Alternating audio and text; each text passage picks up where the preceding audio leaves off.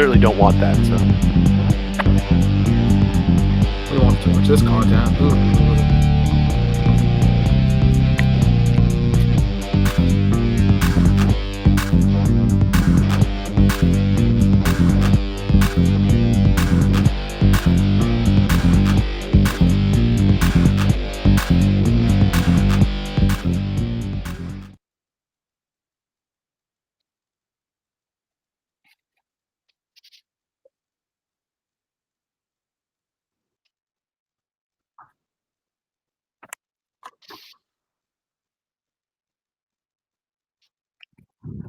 Surprised that you mentioned me before anyone else.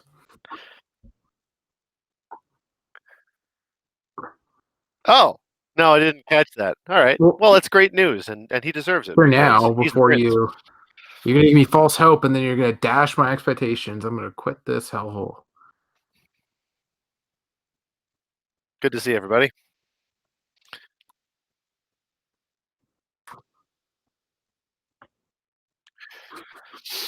No, I went to New York this week for work. New York City was my first time in the city, and it was really awesome. I had a great time, but I did not have any time for HeroClix. And as it turns out, there doesn't seem to be a ton of venues in New York City proper that are running HeroClix. Like I found a couple that were running on nights that I couldn't make, and that was it.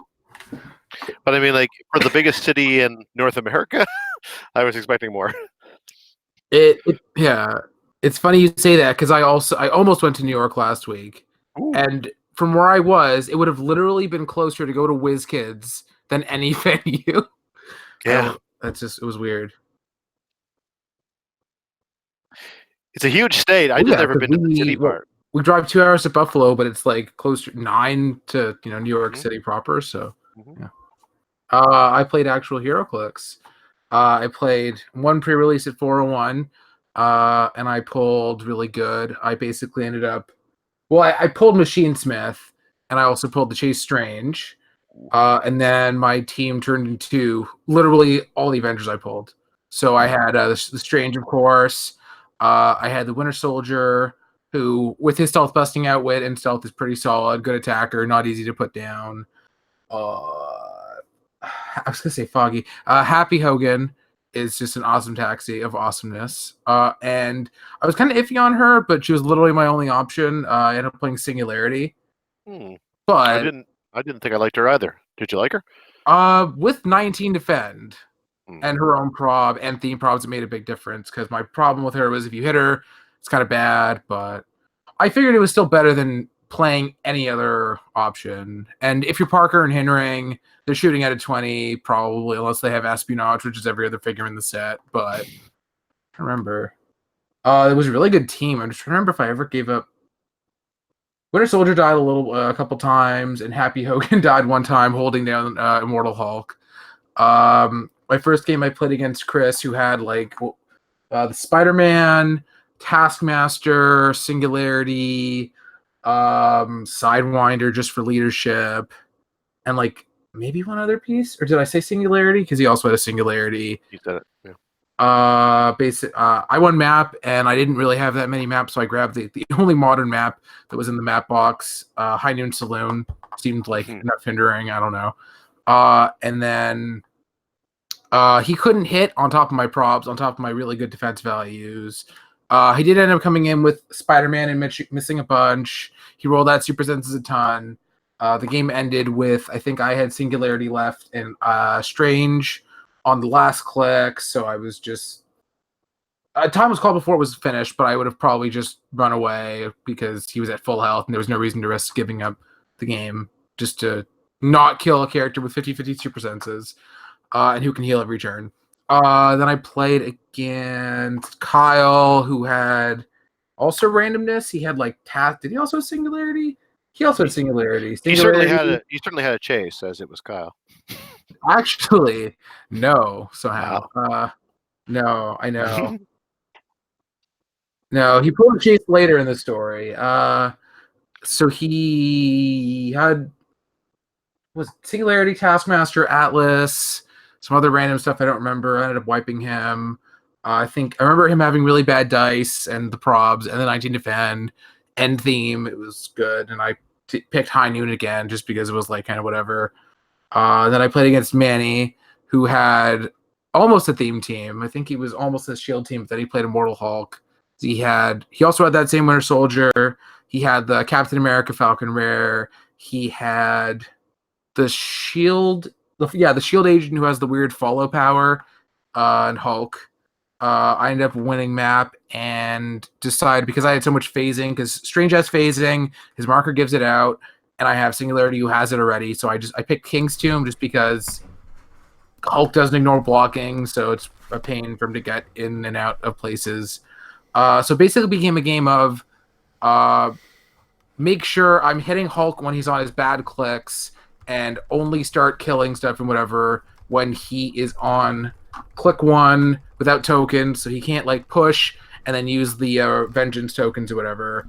And then it basically came down to, and also tying him up with Happy Hogan, just so we had to charge breakaway against the theme prob. He had no prob because he wasn't theme.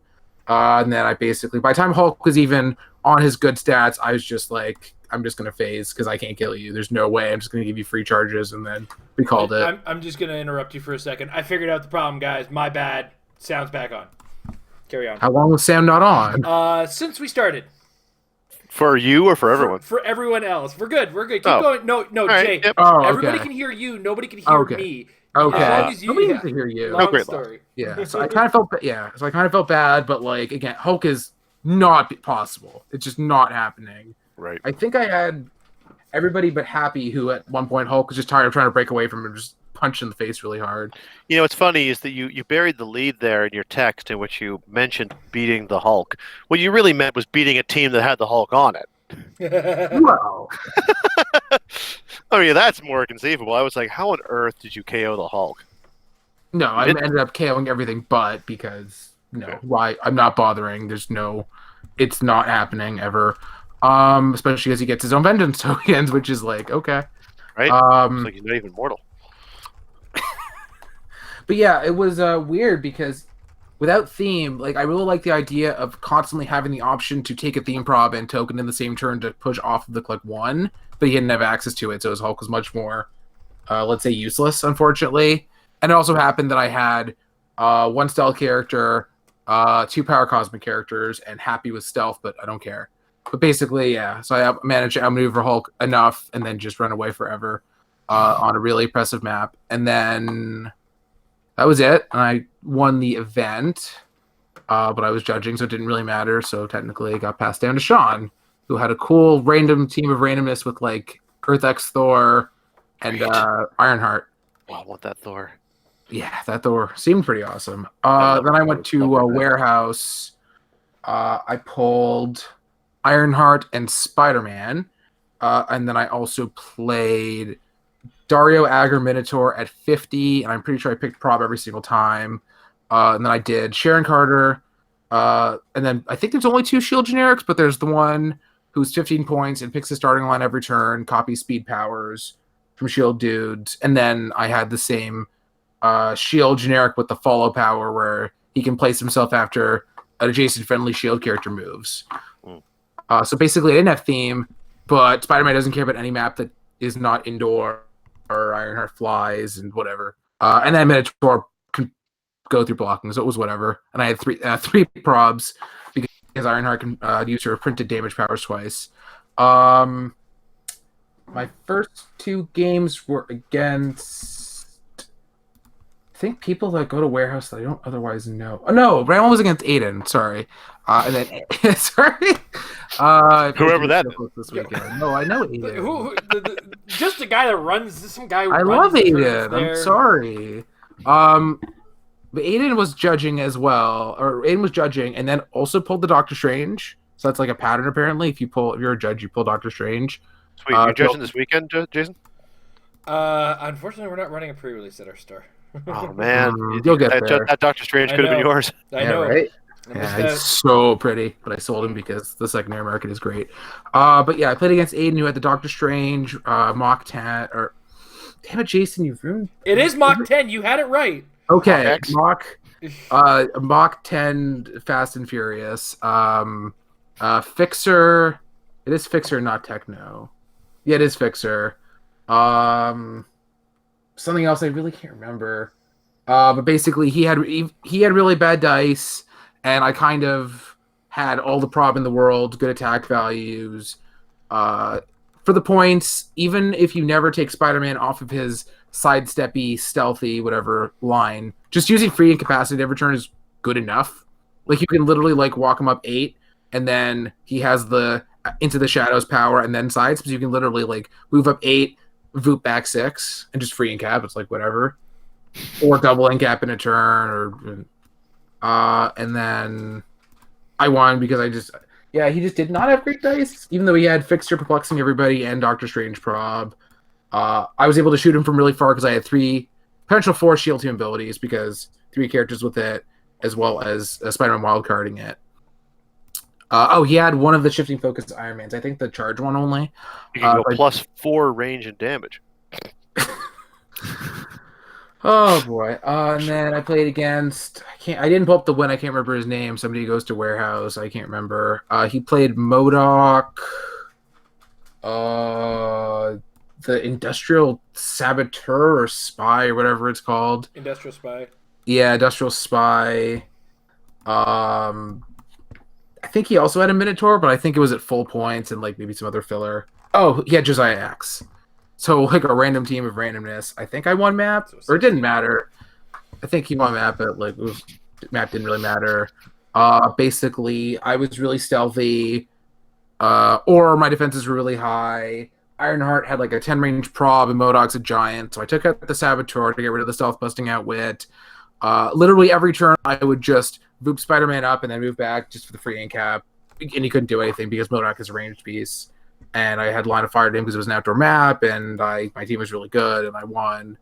Then I played against Manny again for essentially the winning the tournament.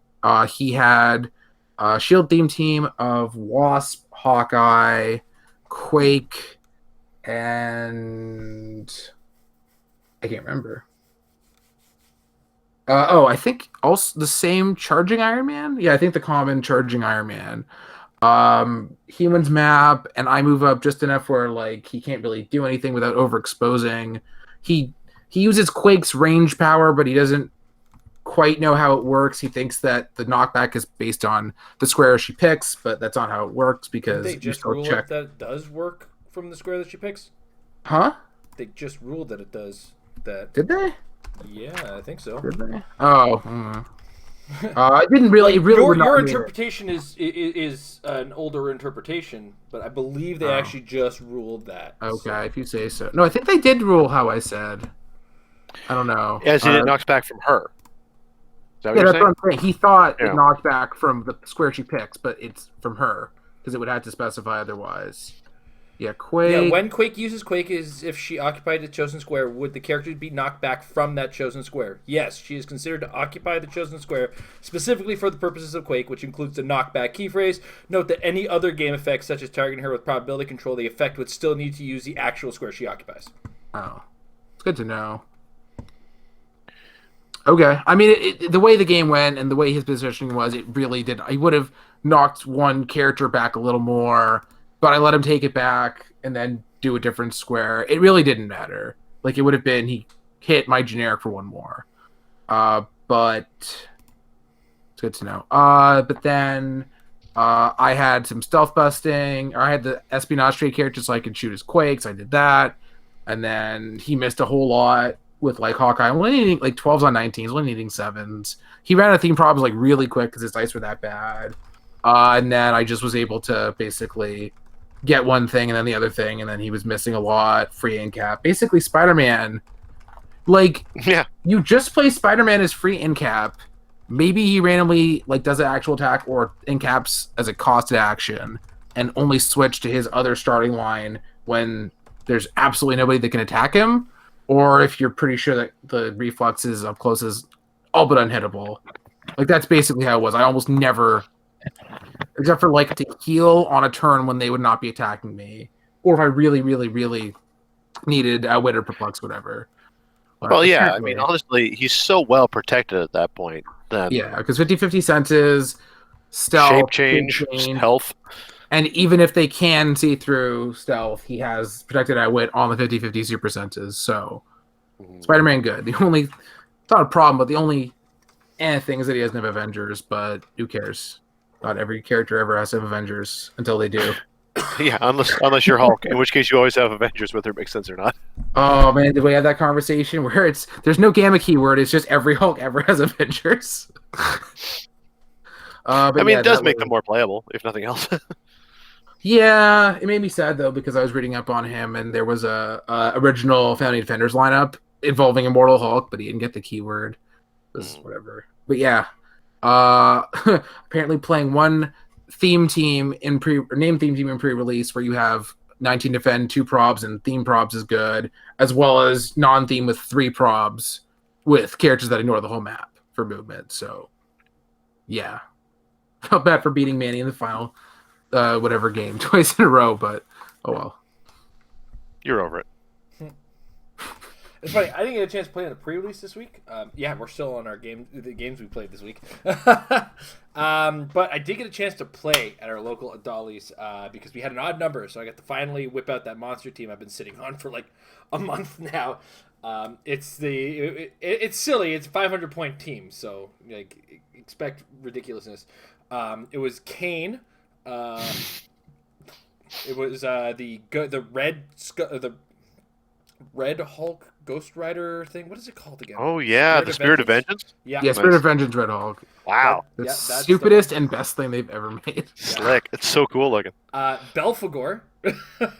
Yeah, Would not be blast from the adjacent to him. past. Without Belphegor. And you know, my goal at some point by the end of this, but before rotation, is to play one worthwhile event with a team that I come up with Belphegor. It's not going to be good. I'm probably not going to win, but I'm going to do it. We had that one game in which he did well, and then it somehow impressed upon your brain that he's a great figure, which he is not. No.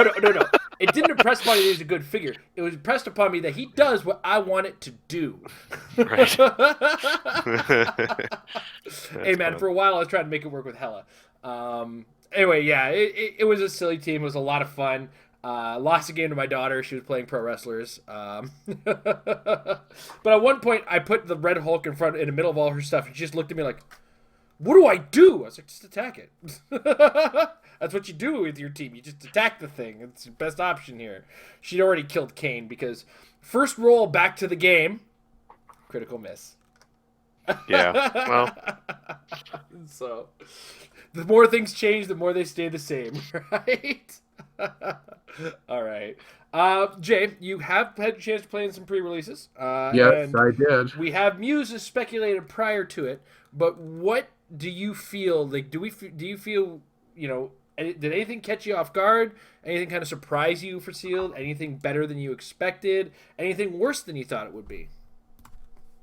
Well, I've been looking at the set in depth because I've been working on the Realms primers, but I guess the main one was Singularity, just being better. But that was only because she didn't get hit. Like, if she gets hit, she's 100 points for no reducers after 2 clicks. That's, like, pretty yikes. But, no, I think everything pretty much panned out how I expected.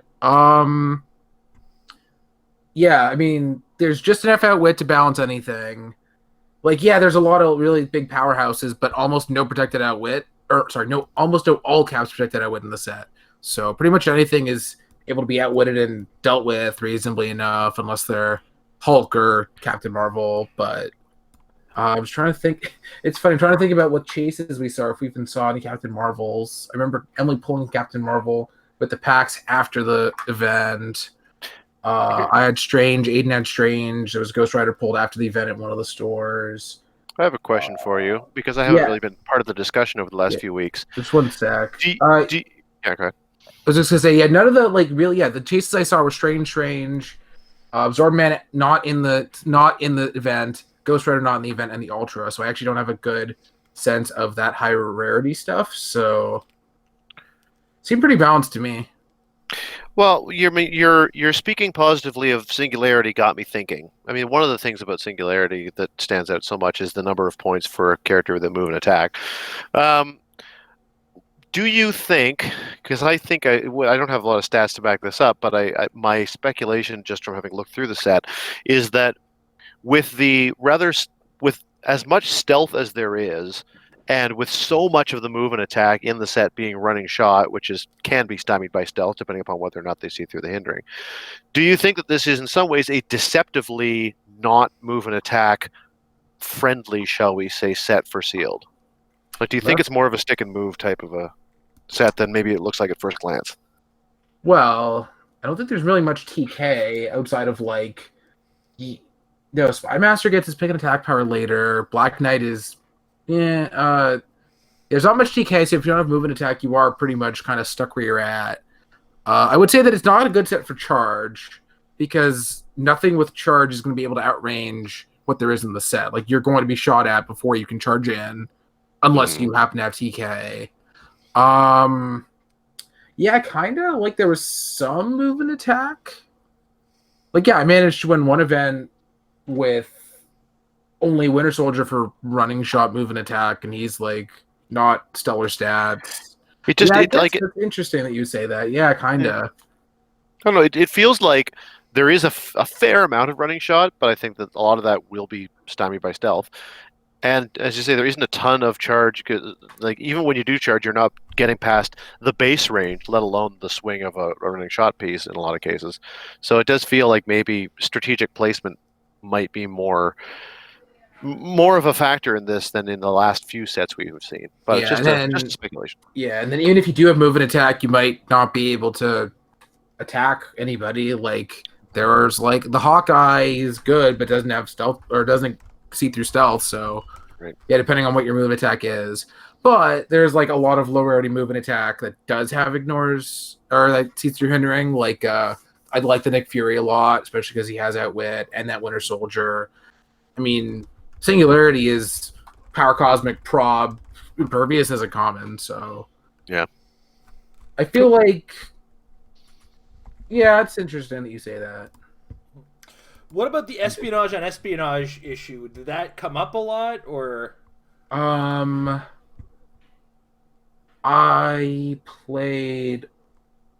actually played a fair amount of espionage because like I had that Winter Soldier with it and Outwit.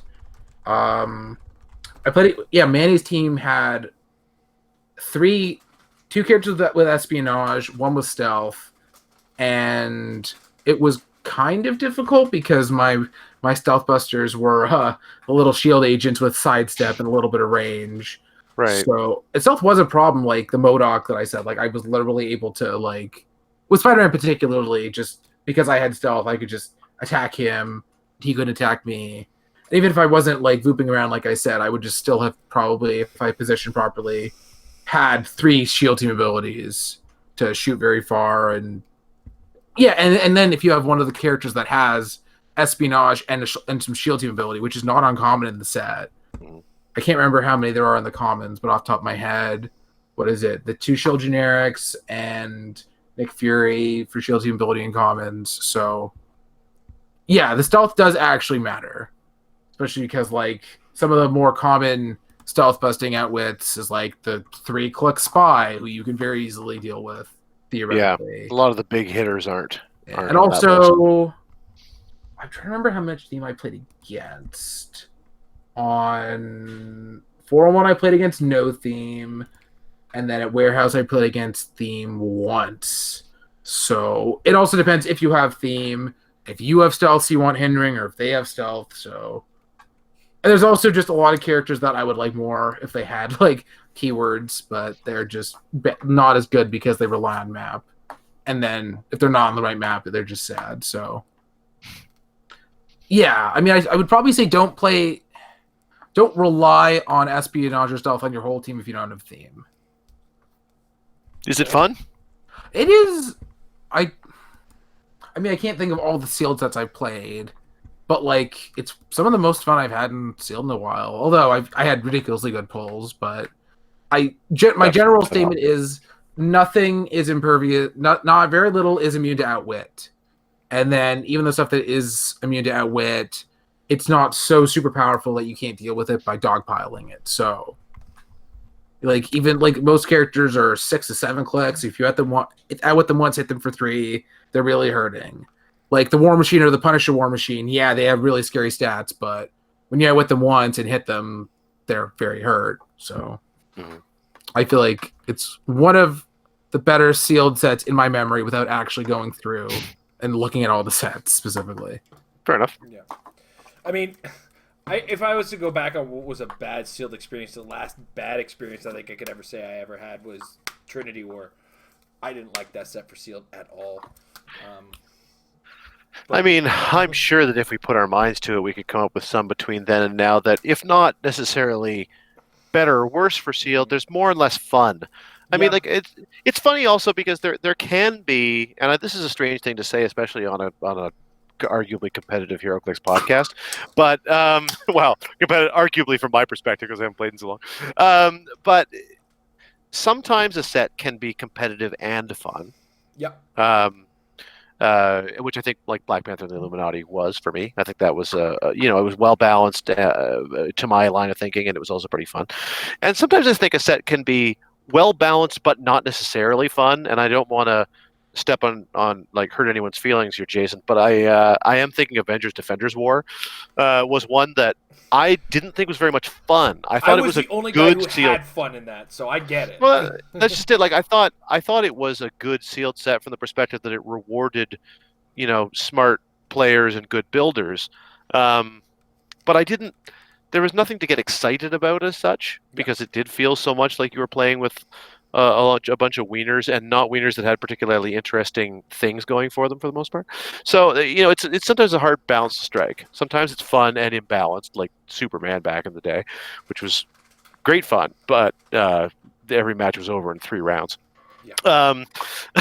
And sometimes you get the opposite, which is Avengers Defenders War. But if it's a nice combination of fun and also competitively rewarding, then I think that's a win. And we've had a lot of wins lately. I agree. So yeah, I was initially afraid that Rarity would dictate games, but after actually looking at the set, there's enough Outwit in the lower rarities and enough just solid attackers in the lower rarities that it shouldn't be a runaway either way.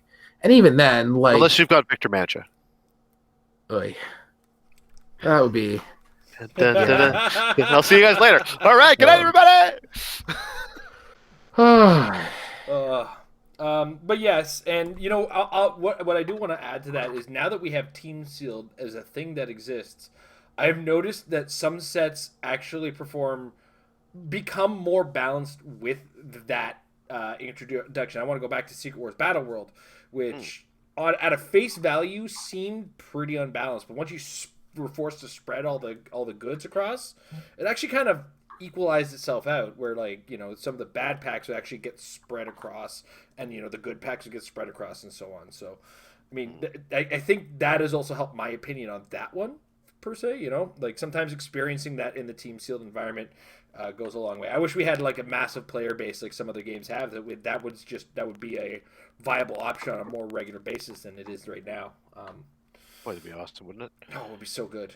Like, could you do a mini? Has anyone ever tried doing like pairs? I guess you couldn't, right? Because you'd have too many even distributions of like one did pairs at GenCon, and I think the scoring was not really perfect. Right. So some people had bad experiences, but I think it could be made better. But we'll see. I wonder, because as you point out, Jason, it's so fun to do that, and you can't do it with 8 people, but I wonder, you might be able to have fun with like 8 people. Could be a round robin style 3-round tournament if you were doing pairs. If there was a way to do it that was fun and rewarding. To the guys at WizKids, come up with your version of Two-Headed Giant. You know what I'm talking about. Two-headed team. All right. There is a slight bit of news that is worth covering right now, and it is the very quick to market errata, specifically for Arno Stark, but there are a couple other ones that are worth kind of slightly mentioning. So they did a funny thing with Arno Stark. They gave him improved targeting outdoor blocking. But if you look at the current up-to-date pack and you look at the outdoor blocking symbol on Line of Fire, that doesn't exist. They put a slash through it. There's no official rules for it. What? Yeah, it's weird. Wait, do you not know how awesome the tank is now? Oh my god, do I get to tell Tom how awesome the tank is now? Well, I always knew the tank was awesome, but you're talking about the big tank. Why? Yes. Because, okay, well, this is funny because Here we go. we have the big tank, we have the Carol Danvers Fearless, Yeah. who got printed with outdoor blocking, and Who I Arno. also love, by the way. Also what? You're just naming things that I love right now. So yeah, Arno got it taken away because it didn't exist. Carol got it changed to destroys blocking. The tank is ignores blocking. Period. Oh yeah, I did actually know 10 that. range.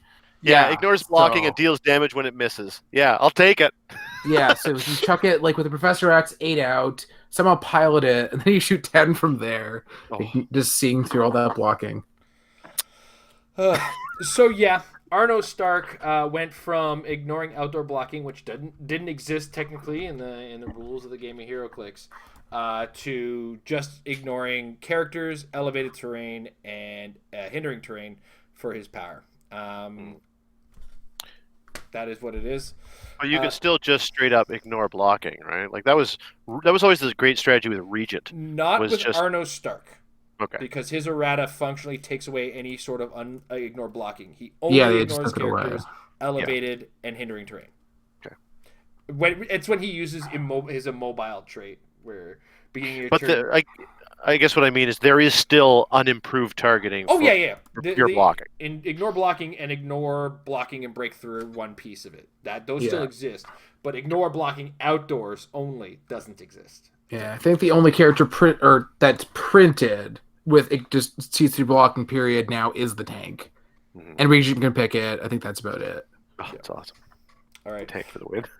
The other two are just slight functional typo reprints. Blackheath has the Kunlun keyword, not the Kunlun keyword.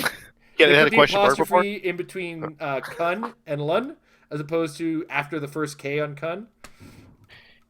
It really feels like we're dancing very close to sacrificing our PG rating. Dude, I have it on screen. It's on screen. People know what I'm talking about. And Citizen V, the V battalion, is spelled with 2 L's instead of 2 T's. So it is supposed to be 2 T's and 1 L. That's right, 2 TT and an L. God, Tom, I love this 12. I would have loved to see the rules lawyer who's like, no, your casual V, but Italian team is not legal. Like, did you just say casual V? Oh man, and I'm taking this guy to go watch pro wrestling in Rochester. I cannot wait. It's gonna be the best. You get to drive in my new car. I'm so excited. I love my car. Oh man, does it have an auxiliary cable now? Oh, it's got everything. Oh man, gone are the days of Tom's CD book. Now are the days of Jason's weird Spotify selections. Yeah, just Bluetooth in. Oh God, I love this car. I'm gonna miss praying that the car turns on. Yeah, you can still do it. Yeah, you can still pray. I mean, I personally have never been in the car where Tom's had car trouble. I've heard of car trouble though. Yeah, no, I've only ever been alone in those instances, thankfully. Stop driving alone, then. Yeah, that's a fair point. All right. Next up, just imagine what if that happened in your silly little adventure to Canadian Nationals this year. Oh, after all that no, it wouldn't have shocked me. You know what? He wouldn't have even. We would have been like, "Huh, I guess Tom really didn't show up this time." And meanwhile, he's like, "I want to be there," smashing his steering wheel. Just go.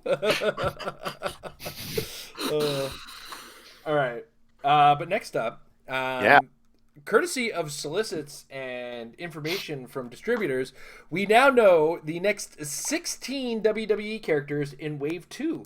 And I know myself and Tom are wrought with the speculation bug. Jay, did you do that research I sent you? I watched some of it. Like, really? I told you to skip through some of them. Just get the gist of it. God. I watched some of it. I don't get paid enough to do research for this show. I was doing my Bret Hart research, and I saw this match in Montreal, but I have no idea what happened at the end. Did something happen in Montreal? Like, Well, Every we'll get to it. We'll get to it. Yeah. I have a theory. Oh, you got one for that one. That's yeah, awesome. I do. I'm sure every wrestling fan who's watching this in the archives like, it was a Montreal Screwjob unit. We know what the Montreal Yes. Screwjob is. Hey, we take look in at so much wrestling content these days. well, that's just it. There are 16 pieces in this new set, and look at who 2 of them are. Exactly. I think do I actually know this reference? I might know this reference. The Montreal Screwjob. It's a very famous. In short, it's a very famous. Hold on a second. thing. It Was is this one with Shawn Michaels? so far over YouTube because HeroClix has included WWE things. We are now, as a YouTube channel, required to cover the Montreal Screwjob. This has happened, Tom. We've come full circle. Yeah, Go ahead no and explain kidding, it to him. Like it's in a sentence or so. It went down because there was a matchup between Bret Hart, who was on his way out of the WWF at the time, and Shawn Michaels, and they had an arrangement whereby Bret was going to drop the title, and then he didn't want to do so in Canada. So Vince was agreeable to that, but Vince sort of secretly seems to have behind the scenes instructed the referee and Michaels on the fact that they were going to do an unexpected finish in which Bret would lose clean so that he would look weak on his way out of the company, in despite of his promising otherwise. And then Bret didn't take it very well. And don't forget, Mike was there. If we had Mike here, he'd be able to give you the first-hand account. Yeah, he was filming Wrestling with Shadows. That is crazy to me. So yeah, it was a wild time, but it was some people kind of think about it as the launching of Vince McMahon as a character as opposed to simply as a commentator and a figure within the company. Some people kind of think of it in some ways as the launch of the Monday Night War sort of improper, at least the first bit of legit overlap as Bret spills out WCW with his hand as Vince very actively takes a role in screwing over the guy on his way out so that he won't look good in the new company and stuff. And it's a lot has been written and talked about it in the years since. It's I said brief. That heard about something involving Shawn Michaels screwing somebody over. Yeah, that's the closest you're going to get to me knowing wrestling. Shawn Michaels was the guy. He was wrestling in the ring. And... Yeah. Okay, and then he tuned up the band. I don't know. Yeah, I don't know. Right. Yeah, that might be my thing. Just saying wrestling things wrong just to tick you off. No, it's a whole world that you have to learn about. Yep. And I'm excited for all the good learnings you'll have ahead of you. I really hope that this doesn't stop and eventually Jay has no choice but to catch up with the wrestling references as we continue to do these speculation episodes. Yeah, in order to stay fresh as a judge. That's I think something I should do now that I'm thinking about it is where's those letters that I have for this? No, I don't think I have them. All right. Anyway. I've started to almost care considering that my most recent big one was with Eddie, so sure. Hey. Sure, why not? Yeah. Eddie's awesome. Yep, Eddie is a hero among heroes in pro wrestling. Okay, we got to be careful because me and Tom can go. Yeah, we're not going to. But what we did talk about doing was we were just going to take a quick, and I do mean quick, burn through each of the figures, something maybe that we either think we'll see or at least would like to see, and then round table it, and then head on through. Wasn't one of these wrestlers the one who's on the YouTube channel where they did the HeroClix stuff? Okay. Yep. Cool. I'll make note of who it is. So yeah. I'll totally remember. But the first one, the one I was surprised got made with the recent history, Hulk Hogan. I mean, okay, this is a name that I think is unavoidable in pro wrestling. He helped bridge pop culture. Or bridged wrestling into pop culture. For sure. He is the face behind that. So, I mean, him and Andre the Giant, probably the two most famous guys in pro wrestling. So one has been made, now the other guy. And Tom, what do you foresee out of a Hulk Hogan? Yeah, I'm not overly enthused about the fact that they made him, but I understand there's not a lot of choice in the matter. And anyway, we don't need to get political about it. Nope. I mean, everybody's got a different stance on that. Separate the man from the character for now. Yeah, I think that it's a given that he's going to have a stop click. I mean, if ever there was a character who has a stop click, it's Hulk Hogan. That or some kind of come back to life when he gets KO'd power. It's some version of just when you think it's over, it's not over. We He need hulks that up. hulking up. Yeah, probably get some kind of a stat boost, or at the very least, the ability to make some kind of free attack immediately thereafter. It's like the ability, he basically hulks up, but unlike somebody like Undertaker who stops and heals and you just can't keep him down, this is more he stops and becomes an overwhelming powerhouse on the following turn or something. That's what I'm expecting. Other than that, probably pretty standard WWE stuff, probably pretty high points. What are you thinking, Jay? I actually did watch him versus Andre. I think I watched the whole thing, and that was like really funny. Just because like you see him just like trying to hit Andre, and like it's fake, but it's like even then, like come on, like you couldn't sell it a little bit more. Yeah, well, I mean, Like he gets that because like Andre's smacking him, like he's not even he's like hitting him on the back, and he's like falling to the floor because Andre's Andre. I'll never be able to watch it objectively because I'm sure objectively it is probably pretty bad, but It's so bad. My eyes can't see it. I mean, even Dave Meltzer gave it like negative stars. It was the match itself, the quality of the match is not there, but the story behind it and the physical awe of that in front of the crowd that it was really what made everything. I'll always be 7. The idea of Andre being picked up, and it's like, come on, like he's letting it happen. Like really, like if he dead weights himself, that's not happening. I do want to play him in Golden Age, so I can play him with the Blue Lanterns with Adara because everybody's a brother. That's all I have. Adara makes everybody his brother. That's awesome. Well done. Brother War. Yeah. What do you think, Jason? I am foreseeing the leg drop as a signature move for sure, and I figure we're going to see some kind of similar to how the Tombstone gets a little better when the characters are mobile. In this case, less with the mobile, but more with action tokens. We're going to see a little bit more damage, representing the guy being tired and getting leg dropped by Hulk Hogan. I agree with you on the stop click for sure. With the stat or even the KO come back to life with a stat bonus. Definitely makes a lot of sense, and I figure it's going to be on clicks with Flurry because that he just starts throwing punches and doesn't stop when that happens. So right. Well, he should also gain immune or whatever it is. I think that's actually something I'll put money on. Is it's stop and immune until your next turn, so that he at least so that he has the ability to take advantage. You can't just like stop him and punk him like he's kind of hulking up and there's nothing you can do about it. Maybe even give like a knockback for the point. Like everybody's just throwing off like he's pointing at me. What's going on? If they hadn't already done it with Taker, I would agree. Yeah. But I think they'll vary it. Yeah. All right. Next up, a little bit of Canadian content here with Bret the Hitman Hart. This is of course I'm getting this list from the rumor list from HC Realm, so I don't know if it's in order, but doesn't matter. Bret the Hitman Hart. A little bit of Canadian content, as I said. I'm gonna let Jay take. Yeah. No, guesses on this I was gonna specifically ask that you don't do that because I need time to Wikipedia it. No. Okay, fine. Jay, how about this, Jay? We'll always have you last. Jason and I will go back and forth for first, and you can always go last. I can't even find where do I find the information about what they do? Like we're gonna leave it to you. I gave you a playlist of videos. You keep okay. You know what? Quality content, everybody. Here's the key, Jay. The match I gave you was Bret Hart versus Stone Cold Steve Austin, the submission match. So I'd figure at least half of his dial is going to be submission hold. And there's going to be some degree of trait that actually, similar to how the Oscar lock, the longer you're holding it, the more it goes.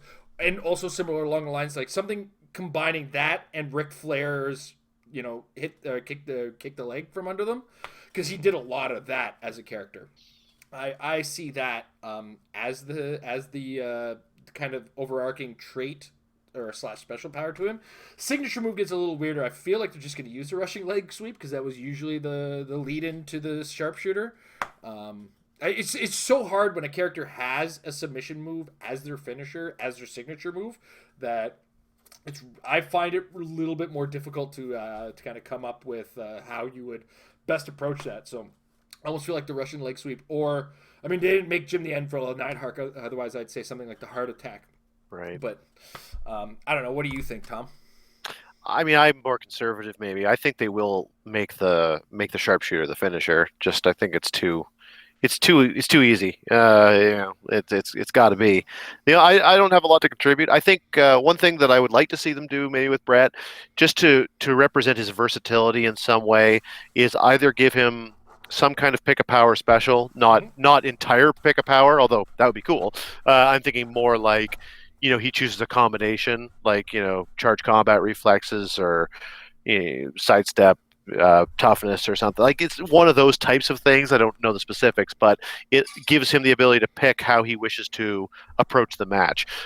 So you can either do a pure pick of power or pick from a short list of powers, but he is the excellence of execution, so he's there to figure out whether it's more valuable to use precision strike or more valuable to use close combat expert. I guess those work together. Exploit weakness, and something else, or in cap or precision strike or whatever else. Like, give him some ability to choose options, so that he's optimizing his chances. That's what I think. Okay, what about you, Jay? That is a lot of submission hold. Yeah. Yeah, I skipped through the match and I was like, that's submission hold, that's submission hold, that's submission hold. So apparently, submission hold. Yeah, we'll go with that. Yeah. You know what? Now that I'm thinking about it, again, going back to the Undertaker, the submission hold teed off the signature move. Perhaps submission hold tees off the sharpshooter, and you get some kind of extra thing out of it. Mm-hmm. I don't know. I wonder. I feel like you can do both. Rather, especially if you give him a pick a power and submission hold is on the list, then I think that it argues less with a special power if you make a special power a specific version of a submission hold. Yeah. All right. Next up, and I know me and Tom really like this guy. Yeah. We're big fans of one of the matches that he had at WrestleMania, specifically the one he had at WrestleMania 3. This is Ricky the Dragon Steamboat. I have one problem. The most famous matches ever. The image they use and the model they're using is his late 80s, early 90s Dragon outfit, which was its own little story. But let's not take away from who this guy is and what he's done, and let's speculate on what we're going to get out of Ricky. Well, I mean, I'll take the lead this time. I guess we had been talking before, and I did answer my own question that we had from before the podcast or the show or whatever, which was that we've been talking about the fact I felt that to represent those deep arm drags that he was so famous for, especially in that match, but in lots of his matches, you give some kind of power where it's likely a special power where he hits somebody and then has the ability to reposition them after hitting them. So you could do, as you pointed out, whatever it's called, the knockback power. Slingshot. You mentioned that slingshot probably would function just fine, and it would, but I think that for extra character, maybe give it was maneuver is the feat. That was yeah, it's the one where when you hit somebody with a close attack, you can place the hit character in a square adjacent to their current one. So I think that it would be cool to give him something like maneuver to represent the arm drags, and it also makes him a better team player in that way. So you get a little bit of extra good stuff out of it. And other than that, I think he's likely going to be pretty mobile. He'll have nimble. I expect that he'll have flying leap at places. And he'll be a good match for that halfway point between extreme mobility and heavy damage output. I expect that they'll maybe keep the damage low, but supplement it with close combat expert, so that when he gets into position, he can really focus it in and choose where he wants to allocate the stats. That seems very appropriate to the Dragon. Yeah. What do you think? Well, I was thinking one of the big things that Ricky the Dragon Steamboat is also really good at is the roll up. He catches you out of nowhere with a pin, and he hasn't even thrown a signature move. And I feel like you could represent that with a trait that allows him to use pin after his signature move without requiring the blue clicks, because pin as a power is supposed to represent, okay, I've got this guy tired, I've used my signature move on him, he's towards the end, I'm going to try to finish this in his tired state. Whereas the roll up as a pro wrestling move is out of nowhere. I just rolled you up, I tangled you up, I pinned you. And I feel like the risk inherent is, of course, if you get the wrong roll, you give them the healing. But get a standing 10 count on an 11 click character, why not? Yeah, I can see it. I'll be right back as we get Jay's opinion. Yeah. He seems very agile, and pretty strong because he just like lifts Macho Man up. What super strength isn't a WWE power? No, it is not. No. But there's other ways to give knockback. Yep, that slingshot is one. Yeah, just trying to remember. Nimble gives you extra break. Yeah, I guess Nimble. Yeah, maybe some Nimble variant could be good, just because. And he's like, looks like a lot of stuff with the ropes. I totally know the things. Yeah, actually, honestly, seeing him play out in actual wrestling, I could see that being a really fun dial. Although the costume is really dumb. It is. I almost feel that he might be like he has the potential to be sort of the Eddie Guerrero of this set from the That's perspective exactly what I that was thinking. Actually, okay, he's so good at so many different things that they could craft a really well synchronized dial out of it. Mm-hmm, absolutely. Now, the fourth figure we have in the list is a little bit. I mean, it's kind of a rehash. We've got one already, and it's also really good. I don't know what else we could do with this, but we have Shawn Michaels again. Mm-hmm. Shawn Michaels is such a figurehead wrestler. You can go in so many different directions. I don't want to go and say that we're going to make a Rockers version because that's dumb. True. Just because, and we don't want to encourage them to make Marty Jannetty. That one comes with its own little. Have we seen the sculpt? Is it the same one from? It is the same one. It's the same one. It's exactly. I think it's exactly the same. So what I feel like we're going to get, it's not going to be much like the other ones. It's not going to be functioning in exactly the same way. So we got to kind of look at eras. Now, the one we have is based on the Rock and Sock Connection era. So I feel like this one's going to be Mr. WrestleMania, where he's just tough. He goes the whole distance. He's going to be nimble, and he's going to have some long reach. I feel like the combination. Here's the thing that I think they really nailed with the starter set one is that combination of sidestep and nimble is so Shawn Michaels. Oh, I love it. Like being able to move for free with 3 squares is such a massive Shawn Michaels thing. I don't think they should do anything but that, and even trade it this time. But that said, I think because we've already got Sweet Chin Music tuning up the band as the function on the other one, I feel like we're going to see the elbow drop as Shawn Michaels. He's not as well known for the elbow drop as Macho Man, but some of his iconic pictures and moments, his big WrestleMania moments, always come up with that big elbow drop he drops from the top rope. It's not the same as Macho Man's; it's slightly different, but I think that's going to be his signature move on this particular version. And I feel like it's going to be more representative of a WrestleMania Shawn Michaels than this specific one. What do you think, Tom? You see, this is where I thought they might make a Screwjob reference. It is so in the DNA of wrestling, and I know that for wrestling fans, we're kind of tired of hearing about it, but it also is such low-hanging fruit that they go to the well so often. And I would rather see your version of Shawn Michaels, and I hope that we get to see Mr. WrestleMania, but it wouldn't surprise me if they kind of did something of the early Degeneration X Shawn while he was still in the Heartbreak Kid duds and stuff, but kind of being more of a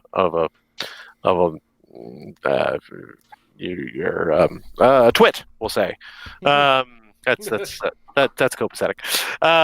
So yeah, I'm expecting that they may pull a fast one on us, and that his signature move will be more of a Screwjob thing, where it's basically it functions as a form of a reversal against turning people's damage back on them or something.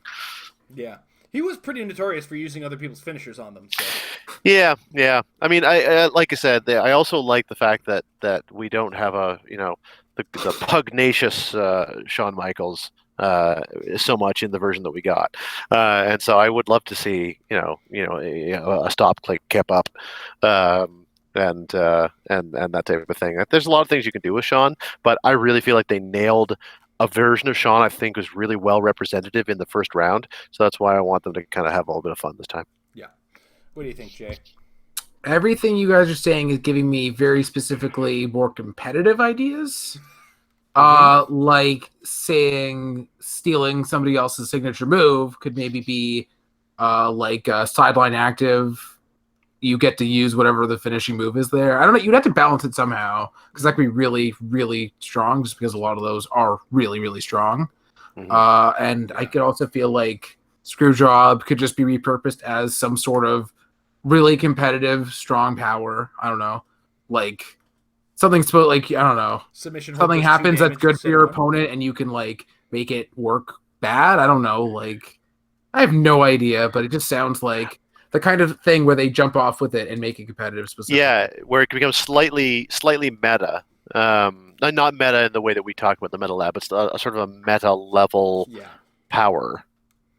Yeah, we haven't really gotten anything like that in a while. I just don't know what that would translate to. But then again, I'm just thinking about how like silver bullets and stuff like that work in HeroClix, and it is not really representative of source material. So I don't know. But like we haven't. I'm trying to. But there weren't any wrestlers that had like traits besides signature move, did they? I don't think there were. Well, there's a couple traits here and there. I think there were they're scattered. Not. Okay. I mean, for instance, the mixed match challenge guys all got. Oh yeah, that's true. To Okay, each I forgot other. about those. And there's the giant, the big guys. The big guys. Yeah. Yes. Okay. Yeah. But we haven't really seen so much with anything too complicated, so I don't know. I hope they would go with that. Yeah, I'd be interested to see. I do expect they're going to lean into some more complicated stuff. I mean, they did with like Asuka, for example, had a unique trait.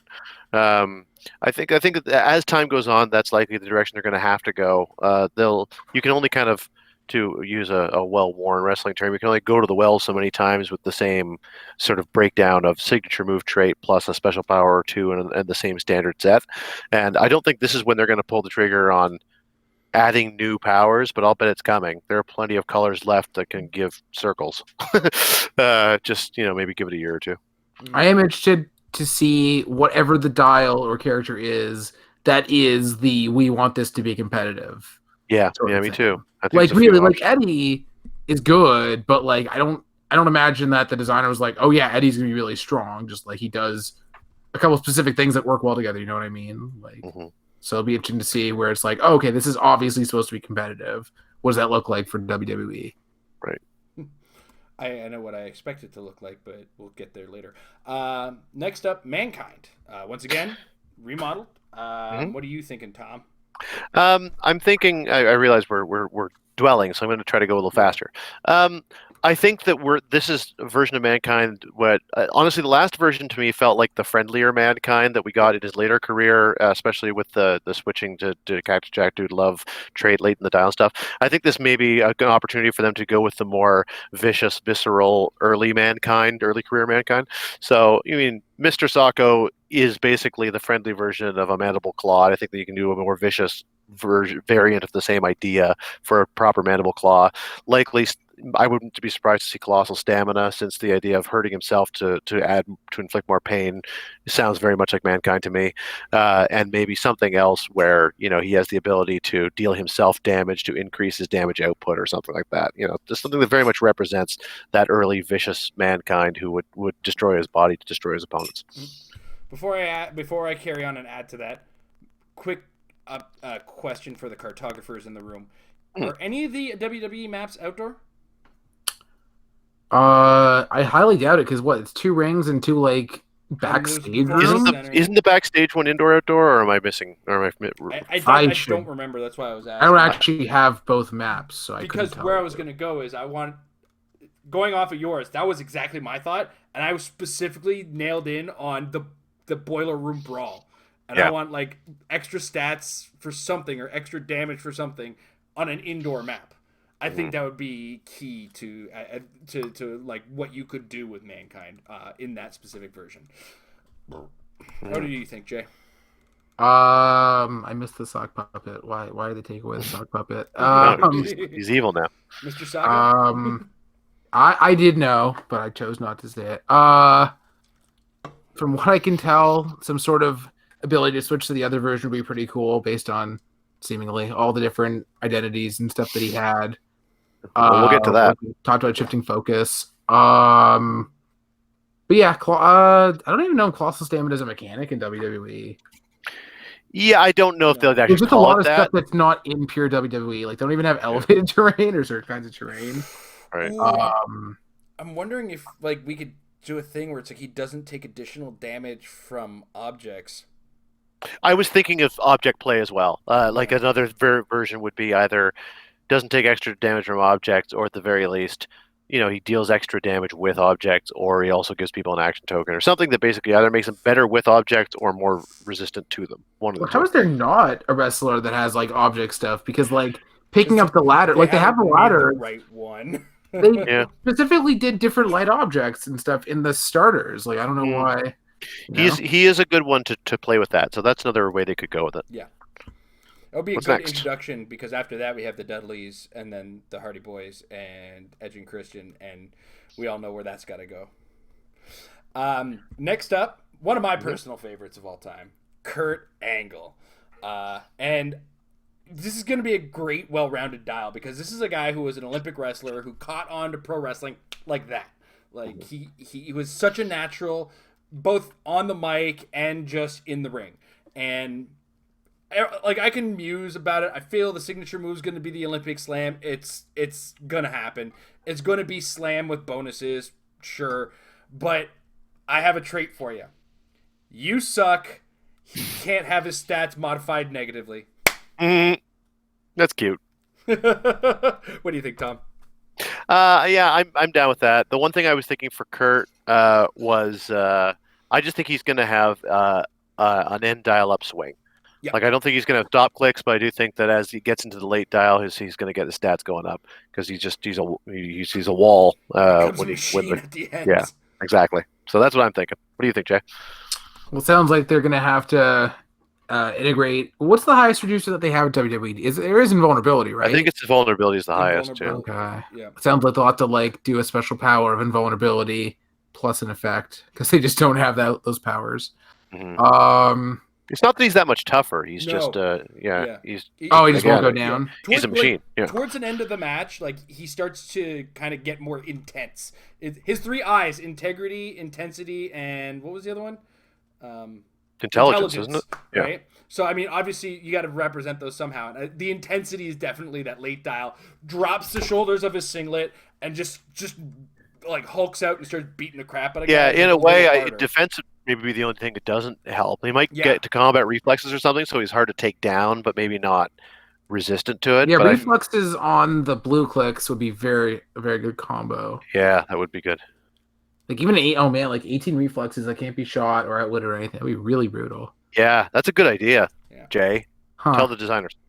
Oh, God. All right. What's next? Okay, I think we're all unanimous on this. It's Randall Keith Orton, ladies and gentlemen. The one I know something for. So yeah, Jay, you want to go first? Jay, go ahead. Out of nowhere. There we go. Our first sideline active effect in WWE. I'll bet.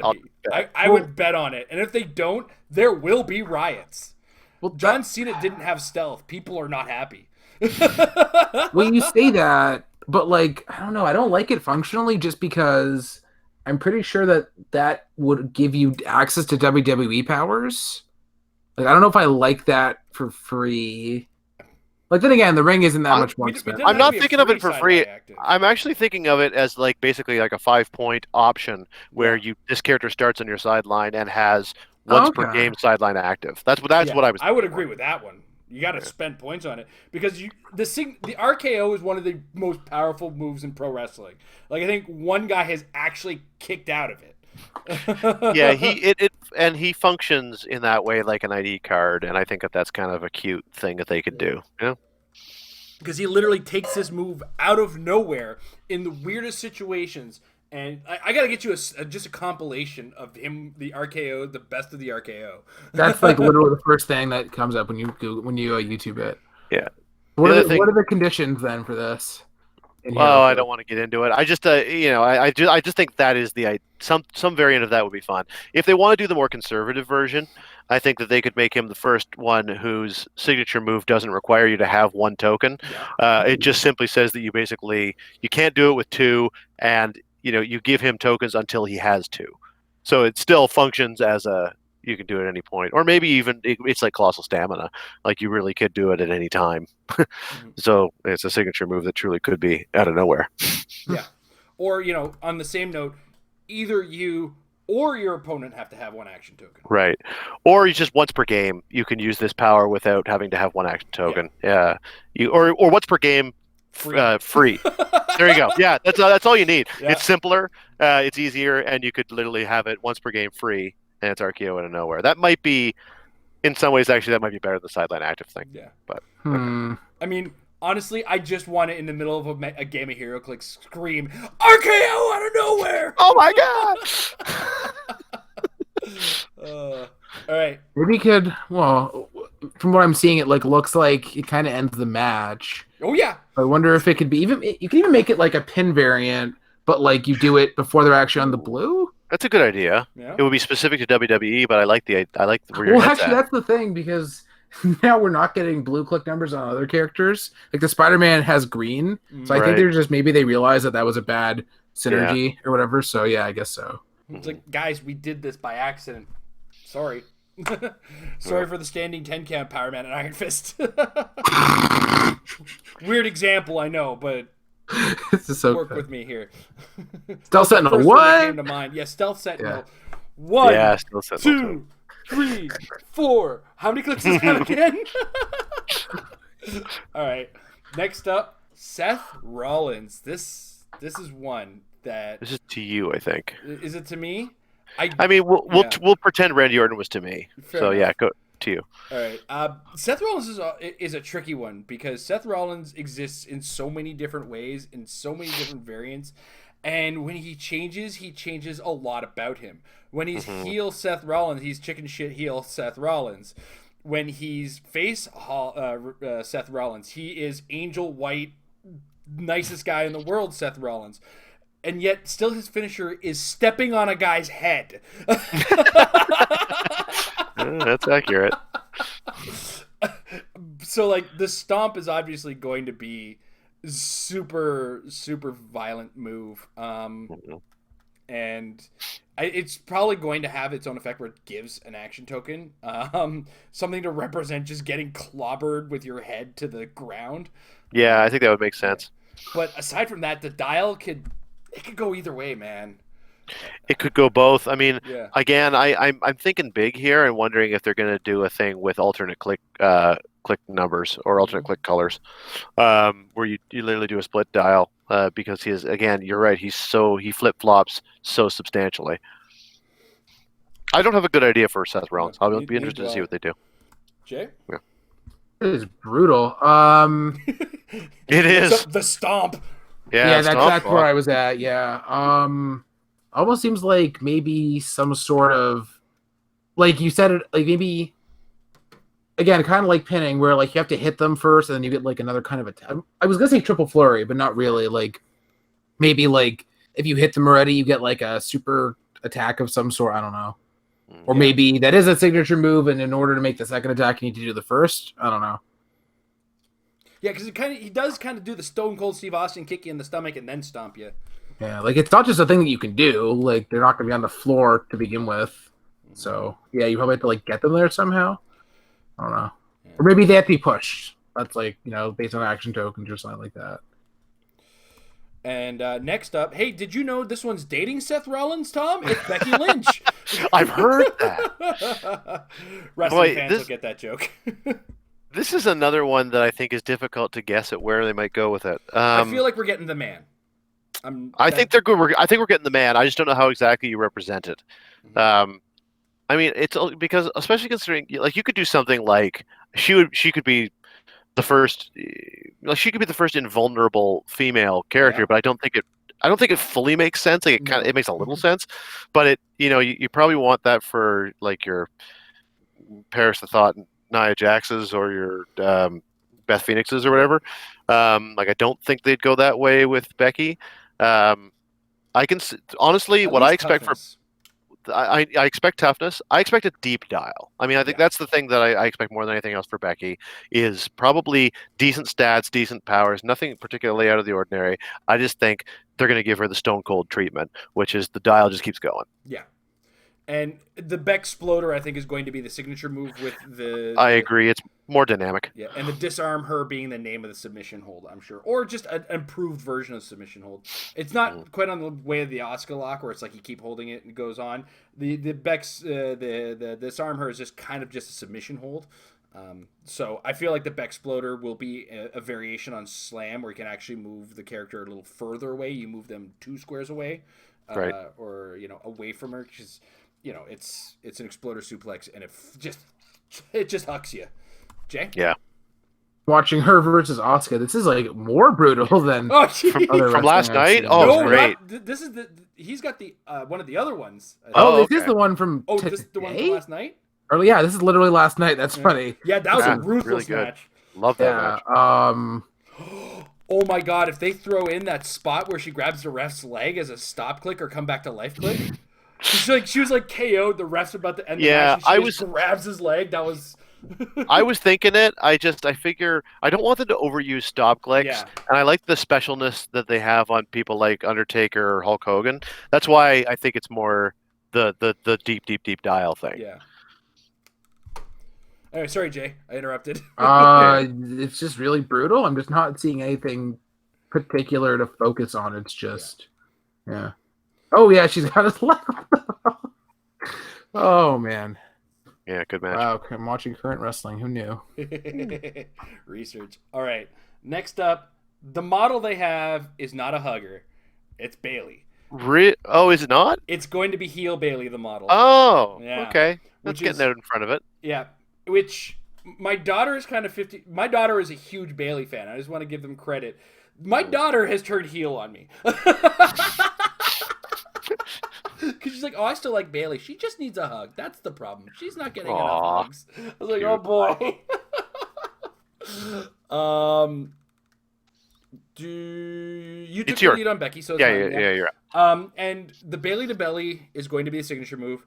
It's going to be a version of Slam that is improved, but it's going to be much like how I said Ricky the Dragon Steamboat is going to have a trait where he can use pin regardless of the line. It's going to be the same thing with Bailey, limited to, of course, only when you successfully use the pin requires a successful use of the signature move anyway, but the Bailey to belly just feels like you could get a pin out of nowhere, because it's just every time it happens, she gets the win. So I feel like that's going to be the signature move on her. Aside from that, she's going to have some cheaty tactics now. So I feel like probability controls in the because Ric Flair got prob.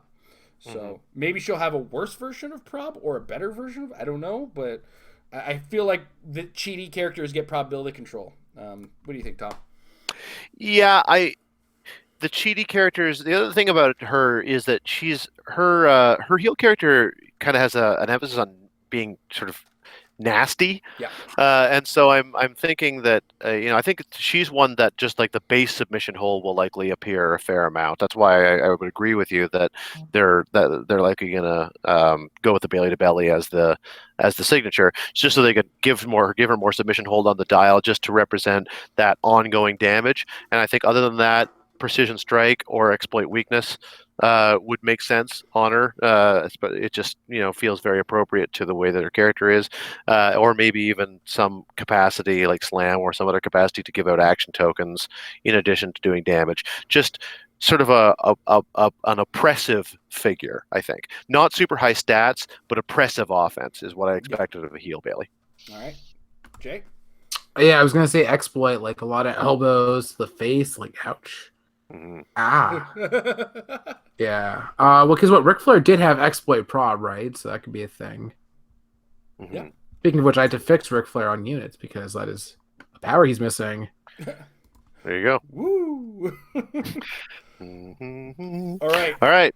We got a trio of fun coming up. It's a new day. Yes, it is. It starts with Kofi Kingston.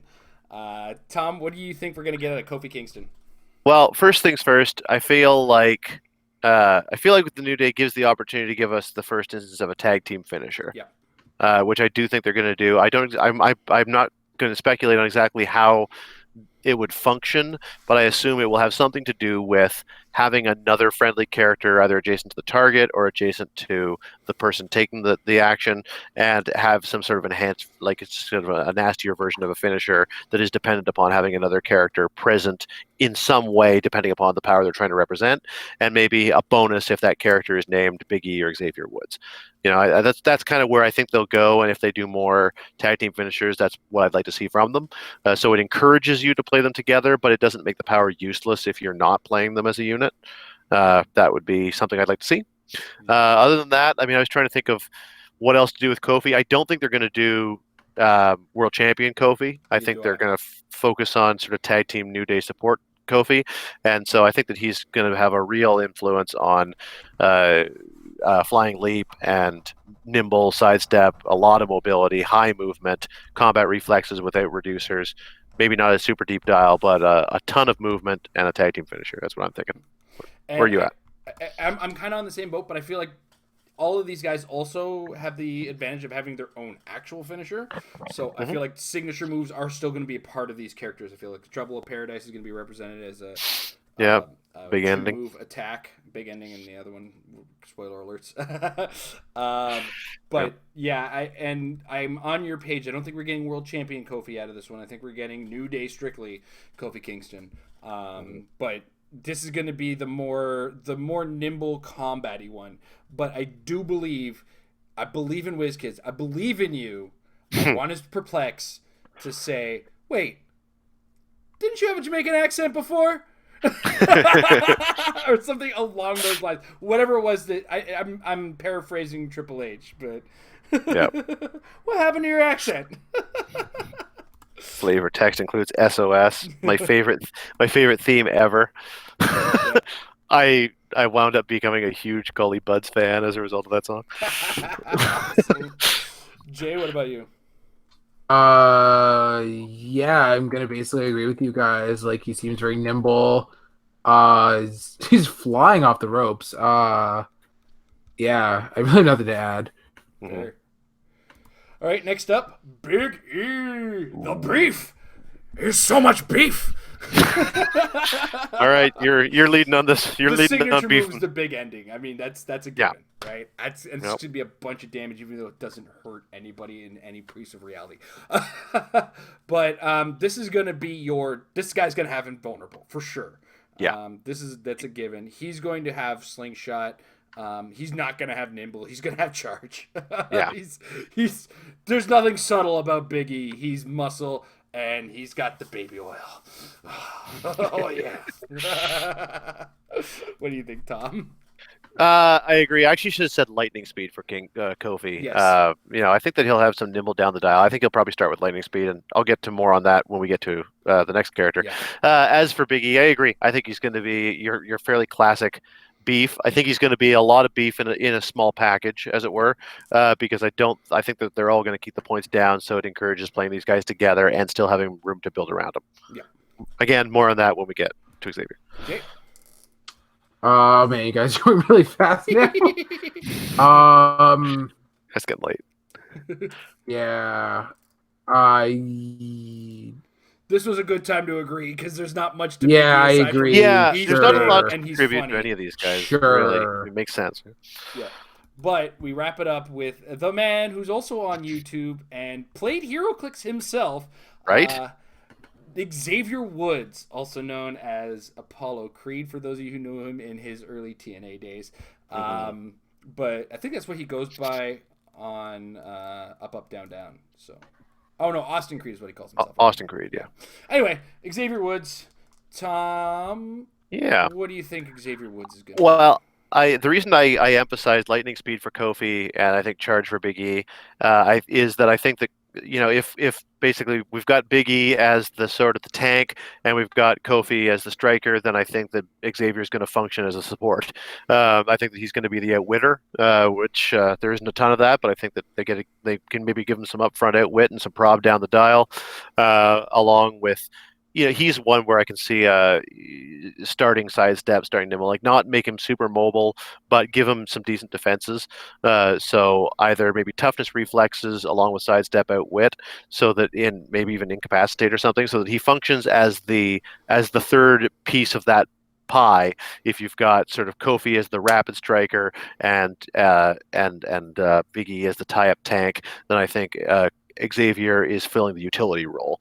And I know that's gamifying a little more than a pure representation of the character is concerned, but I think it serves playing them as a trio much better, and I think that's what they're going to lean into with the design there. Yeah. I'm also going to I feel like there's going to be a support level where he's going to have an area of effect and that's going to be the trombone. Yeah. The trombone. What's his name again? Is it not Francine? Is it Francine? What's the trombone? It might be Xavier Woods trombone. Francesca, that's Francesca, it. Yeah, yes, not Francesca. Francine. It was an F, you're right. Something. Yeah.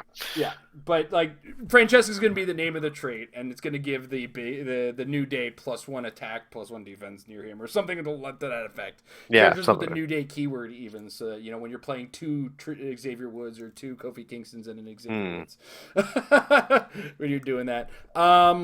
Yeah, I think you kind of nailed it on the head. He's the supporter type dude, for sure. I don't know what his signature move would be. I don't know what his personal finisher is. Offhand, I don't know either. Oh man, I'm so bad at my Xavier Woods knowledge. What about you, Jay?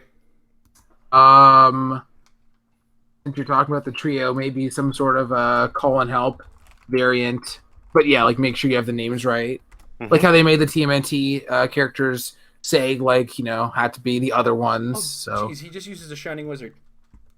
No, but not the shiniest wizard. Not the shiniest wizard. The shining wizard. Yeah. Just a knee to the face. It's a funny word for a knee to the face for those who don't know. I like the idea of a call and help type power. That makes a lot of sense, and I think that would function well for a tag team. A tag team. Yeah, because it's probably like if the idea with WWE is not to have things be too complicated, that's probably better than like sideline stuff. Right. I grudgingly agree with you. Mm-hmm. What? I can't be right about wrestling. Damn. Yeah. You're good for a few. Yeah. But next up, and nobody's going to be allowed to do it justice other than me. The Demon Balor. Yeah, man. I can't be trusted to make this figure, that's for sure. Dun, dun. Dun, dun, dun, dun, dun, dun. What do you think is ahead of us? I have to. I think this is you. Yeah. It is me. Okay. No. Okay. Fine. You want to switch it up? Let's. I want to switch it up because I'm too invested in the demon. Okay.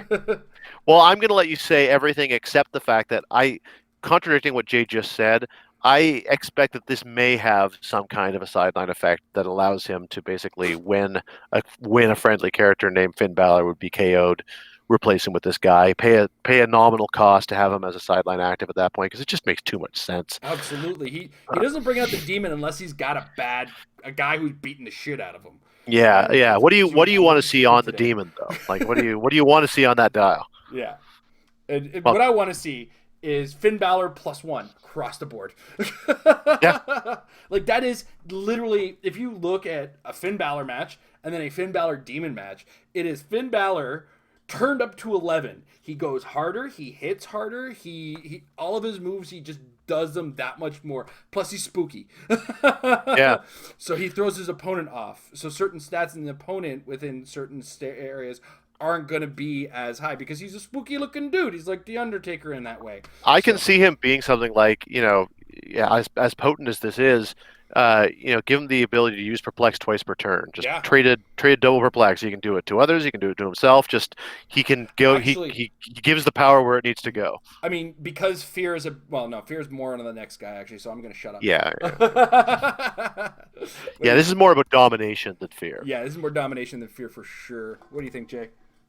I'm just watching just his entrances, and I'm just thinking, so beautiful. I wish that, unfortunately, you're listening to our stupid voices rather than his music. It's awesome, Jay. Finn Balor's theme is one of the greatest things in wrestling right now.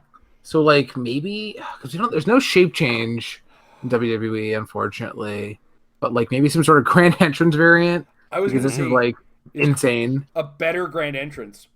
Yeah. I'm seeing that the whole place is dark. I don't know, but Ah, It so doesn't really awesome. work in HeroClix if you're not playing with range. There's nothing to play around with there, No. unfortunately. So, wish that you could incorporate that, but I don't know. But yeah, and Finn, like I think Finn Balor +1 is just appropriate. Like just everything about him, including number of clicks of life. Yeah, Just honestly, the more I think about it, the more I like the idea of multi-perplex. Just again, because I like the idea that he can, if he wants to be super tough, if he wants to deal a lot of damage, if he wants to guarantee the hit, if he wants to move super fast, like that's all where it's at for the demon. yeah. Or if he Everything just I'm thinking of is already a standard power in HeroClix, but that they don't have in WWE. Because I was about to say, like, there's a lot of smoke and stuff. So, like, Smoke Cloud will be yeah. good, especially it's free, but Well, doesn't exist. So, let's just segue in that case because I have a lot to say on the Fiend in that respect. Yeah, the Fiend. Yeah. Yowie wowie. We get the Right? Demon and the Fiend in the same set. I'm also hyped for this one, especially after You, last night. you talk about pieces that I think, I really miss having the rest of the pack to work with. I miss mind control for the Fiend. I miss stealth for the Fiend. I expect Outwit will be there. Oh I yeah. know it kind of, yeah, I think it does make sense, and it's one that they can actually work with. I also maybe expect a static effect that basically, characters modify attack and damage -1 for every action token they have when targeting the Fiend. It just like Everybody's terrified fighting the just Fiend. demoralizes them trying to fight against him. I expect stop clicks here. I expect them to really kind of, do the works. I'm prepared for the first 200-point pro wrestler, and at best take like 1 damage at a time because just go through the I think it's Seth a bit. I think Rollins it's a bit stomps much for alone. series 2, but you're right. Like, I guess if anybody, then maybe the Fiend. But I think that they'll bring him in line with the biggest guys. Yeah. But I think they'll do it. I expect him to be mostly like a demoralizing opponent Mm-hmm. in some way. How would you do that, Joe? what is the highest point WWE we have? Is it Undertaker at I think 100? it's Andre. 115 Isn't for Andre the 10? Giant. Oh, 110 on Andre, you're Is he right. 110? 115, something He's like I thought he was 110. I don't know. Yeah, there's no WWE equivalent for just a really scary guy. There just really is not. I mean, Undertaker's as close as we currently have. Yeah. And I do think that it's different. I think Undertaker is scary, but he's also just like he's huge and tough and aggressive. Whereas I hate to keep using the same word, but it is the best word I can think of, which is that the Fiend is demoralizing. Like just trying to fight him feels like a losing battle before you throw the first punch. Yeah. That I could mean, be. He's already got you interesting. with the Firefly Funhouse, which has to be some degree of a trait that just opponents are not going to do well with dealing with, Mr. Rogers, the crazy man. The trait. Opponents are not going to do well. You're not going to do well against the Fiend. I mean, obviously I'm just at a loss for what it would do. Yeah. Characters at their half of the starting line are -1 to their attack. Past the starting line, you're dealing with the demon, so it's -2 to your attack. Regen also makes sense. Oh yeah, Maybe even some mid dial regen. and stop clicks that just give you the regen because he's so far the character has been unstoppable. Yeah, he takes a bit of a beating. He just kind of lies there and is like, "I'm up. Let's do this." That sounds like stop regen, but no minus almost. Yeah, almost. Like And again, Steel Energy isn't in the WWE pack, right? But Oh my god, that's so sad. There's just so many good powers. Yeah. I mean, and another thing too is, I kind of want to find a way to represent how he took the mandible claw from Mankind. He used it on him, and then he's been using it ever since. KO's a character that has a signature move trait. He can now use it for the rest of the game. I also love the mandible claw slam that he threw out last night, and you can easily see some variation of signature move. They make that a version of a signature move where it's basically submission hold, and after you deal them damage, they make a close attack for free. Hit targets gain immobile or something. Like it's like submission move slam or whatever. All right. So next up, and was there anything you wanted to add before we move on, Jay? No. Okay, cool. I wasn't sure where we got. Let's finish it out. You're up first. Shinsuke Nakamura. Also, great entrance music. Yeah, another like both versions, the face and heel version are both great. I love the heel version. Yeah, the Japanese rapping. I know it's not popular, but I love the. I'm good. I'm good with it. And their goal with it was to get people to stop singing along to the music. It's like, hey, people are just gonna like it. This is gonna be our version of Shang-Chi, as it were, for like, a super good close combat focused character. Close combat, combat reflexes, close combat expert, ways of attacking more than once, and just, it's going to be unassuming stats that just do a ton of damage when they want to. Precision strike's going to be in there. Sidestep nimble, maybe in the mid dial, but he's going to start with charge to just go in there. And he's got some long legs. I am not going to say they're not going to give him giant reach. Not going to give him big guy, but I feel like giant reach is going to be a big key because he's so leg focused, and he uses them a lot. They are pretty long. I'm not going to say they're inhumanly long, but, and Kinshasa is going to be the signature move. Big old knee to the face. Yeah. Tom? Yeah, I mean, like, I can see them going with a thing where maybe, he could start with sidestep so that he's not rushing into battle too quickly, but give him some strong defenses, like maybe a combat reflexes, super senses special, with close combat expert or something. So he's getting in there close to do a lot of damage, and then maybe have him shift to like charge flurry, precision strike mid dial, and round it out with just straight up flurry super senses at the end. I'm saying that literally quoting an Iron Fist dial. The gag there being I looked up SR Iron Fist and just named what I saw because that's what I think they will do. Is they will make him Iron Fist. So, but it's funny because I look at that Iron Fist dial and think, yeah, that could be Nakamura. Just give him a deeper dial and maybe less extreme stats, and that's Nakamura to me. Okay, Jay. Yeah, very interesting. Seems pretty swaggery even for a wrestler, so he could like play into that maybe a perplex.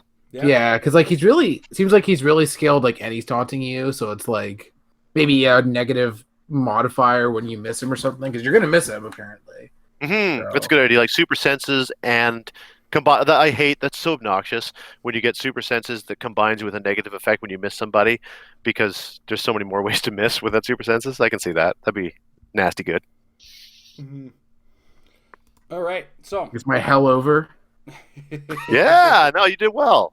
Yeah. You see, the funny part is, like, I think that, like, once you kind of get the general sense of what a character's about, which I think you get from Jason and I riffing, then I think there's a lot of possibilities within the framework of HeroClix to have a lot of fun with these things and not have to come up with crazy complex powers and abilities, or even really go that far outside the realm of what we already have within WWE Clicks. I think that there's a lot of, they've given a good amount of runway for versatility. I think, again, in a year or two, we're going to see some new powers, or we may see the embrace of some powers that we missed from the existing pack. But as a starting point, I think they still have plenty to work with. So. Well, because you can't go nuts with stats as much, because like Undertaker has 1-4. I think that's pretty much it. Yeah. So you have to do stuff that's more interesting than just raw stats, and there's no range. You're more limited. So yeah. The creativity there is, yeah. Mm-hmm. So. All right. With that, I believe we're going to wrap it up today. We've gone over 11, so we're good. Yep. All right. Hey, what if they gave the Demon Mystics? What if we finally found another team ability? Ooh, WWE and Mystics. That's him and the Fiend are up there. Fiend's definitely getting the monster keyword, that's for sure. But, yeah, a lot of monster mystical in WWE. It never really occurred to me they could embrace other team abilities. I still don't think they universal, so I don't know. I still don't think they will add any new team abilities until the next time they release a set with an accompanying starter, and they maybe expand the universe a little bit. Yeah, but you never know. It doesn't look like we're getting a fresh WWE starter in this one, at least not according to the solicits that I've seen. So. No. I mean, we already had 2. So. Yeah. All right.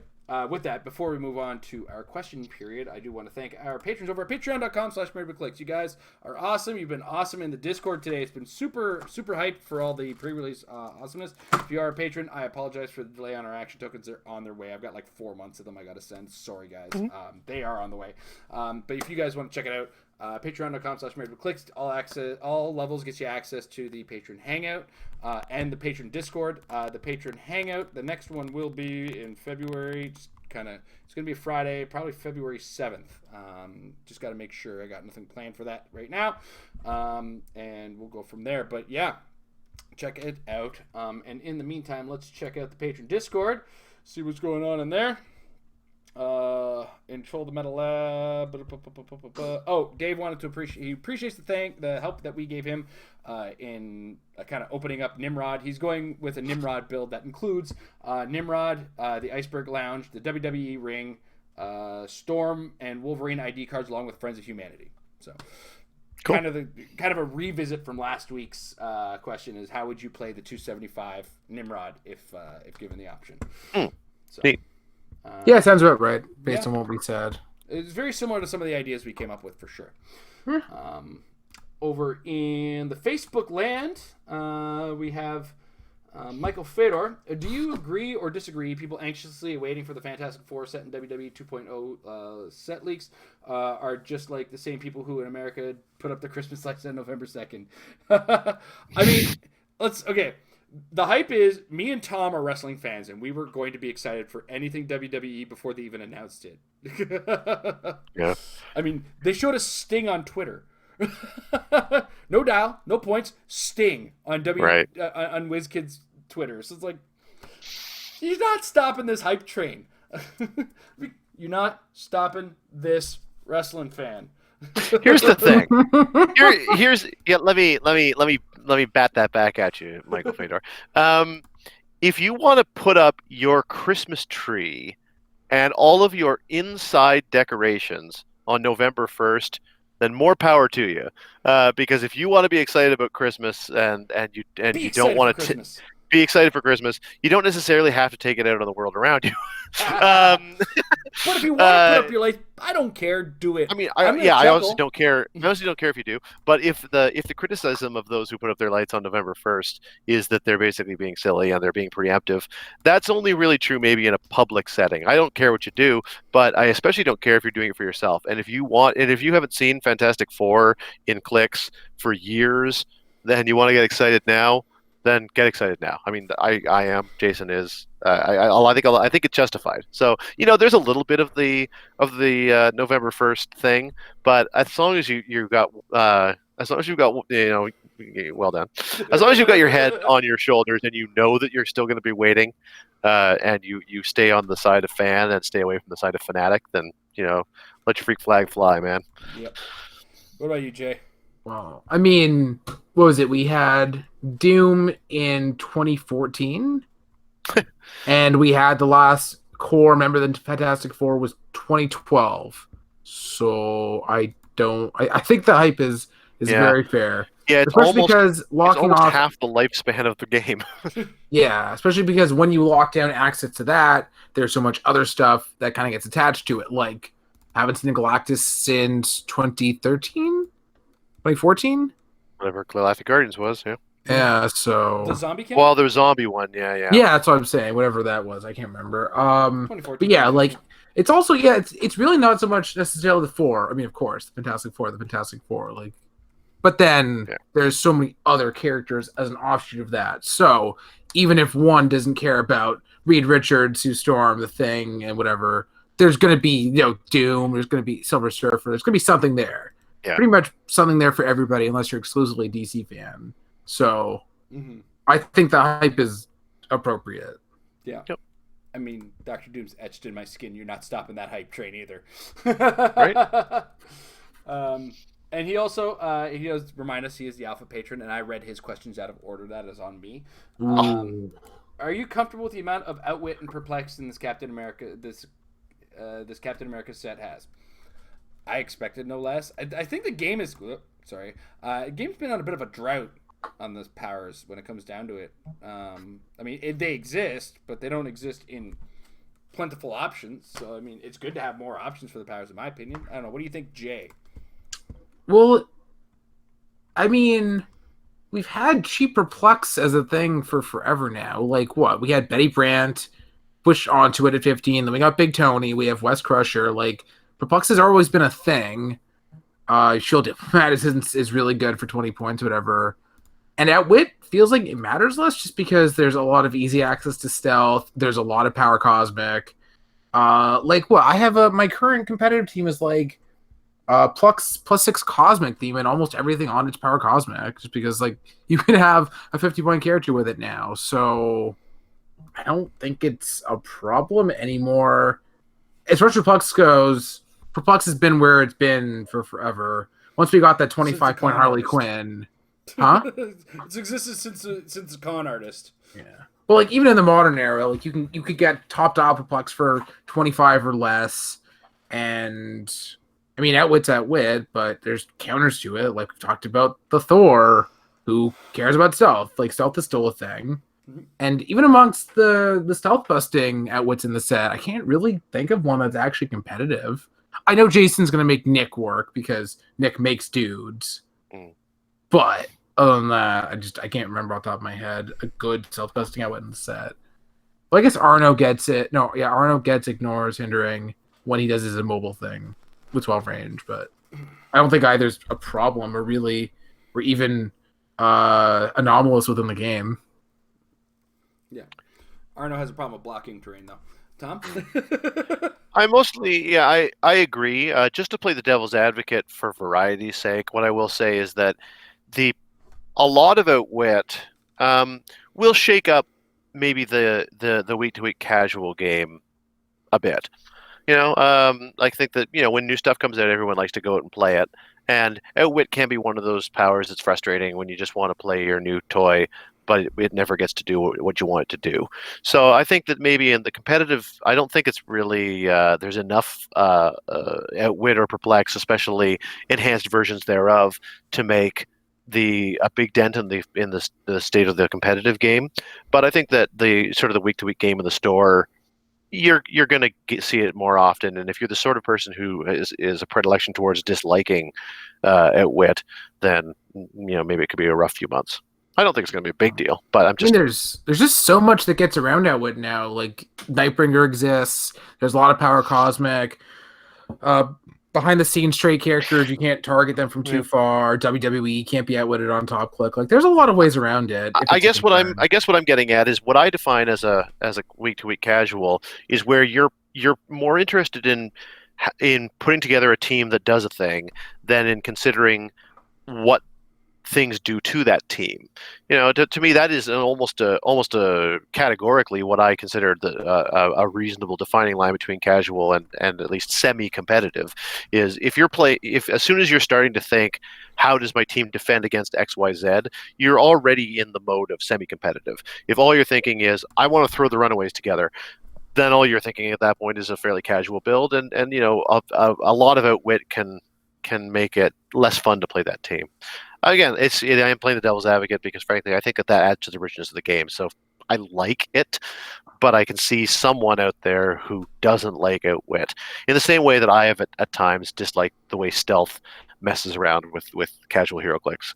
Because unless you're actually bringing stealth busters intentionally, it's really annoying that half your team is kind of impotent just because of a bunch of Batman allies are across the way. Yeah. I should have clarified I was talking more in general than specifically responding to you. Yeah, that makes sense. I just in passing as well, it's weird how casual play is just ruined by black colored powers. Stealth, Outwit, they all have regen, steal energy, like healing. I'm okay with steal energy. It encourages you to be aggressive, but you're right. The tendency is towards black powers being the annoying powers. Yeah. And gold powers being the overpowered powers. Yeah. At least in as far as casual plays. Yeah. All right. Next up, our own Mike actually has a question, but before that, let's go on the timeline here. Austin Ryder wants to know. So I guess they should try to be as accurate as possible. Can't remember if Brock Lesnar is in the next set. He's not. But I wonder if they would have to pay extra or something. Why else would they not have made him yet? Because You can't make a character that takes double push damage. All right, but he says he suggests a trait for Brock Lesnar. First in the Rumble, when your opponents miss an attack that targets Brock Lesnar, they are KO'd. If Brock Lesnar ever has an action token or takes pushing damage, remove him from the map after the action resolves. I figured you'd get a good chuckle out of that one, Tom. That's why I like that it. one out. That sounds pretty funny, but I don't get it. But that's okay. Brock Lesnar doesn't work particularly hard lately. Okay.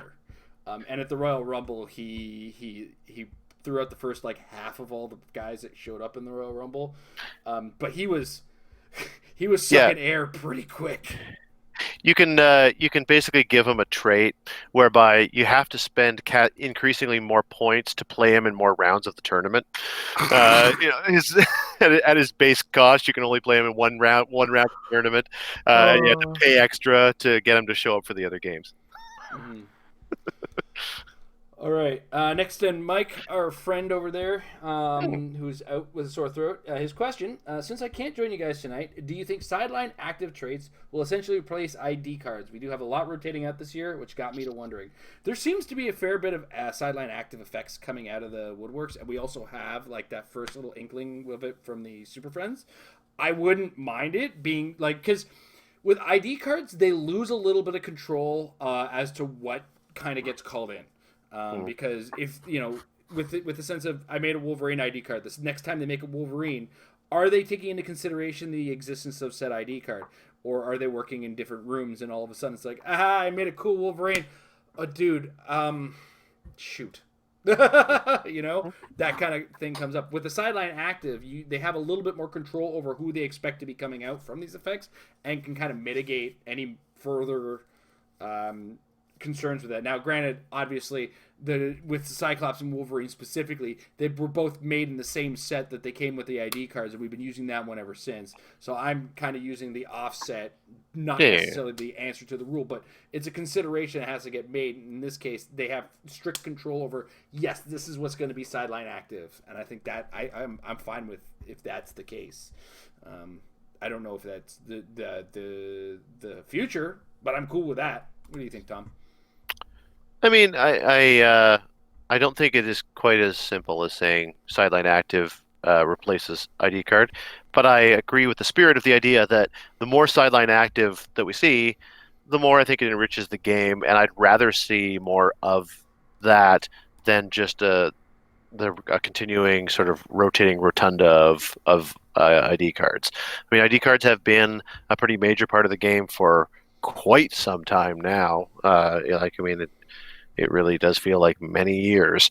I'm okay for that to gradually make its way towards exit stage left, and I do like the idea of keeping your sideline engaged and having more options besides just what's on the map. I think that a lot of richness has come to the game from that. So if sideline active is the next chapter of that story, then I'm all for it.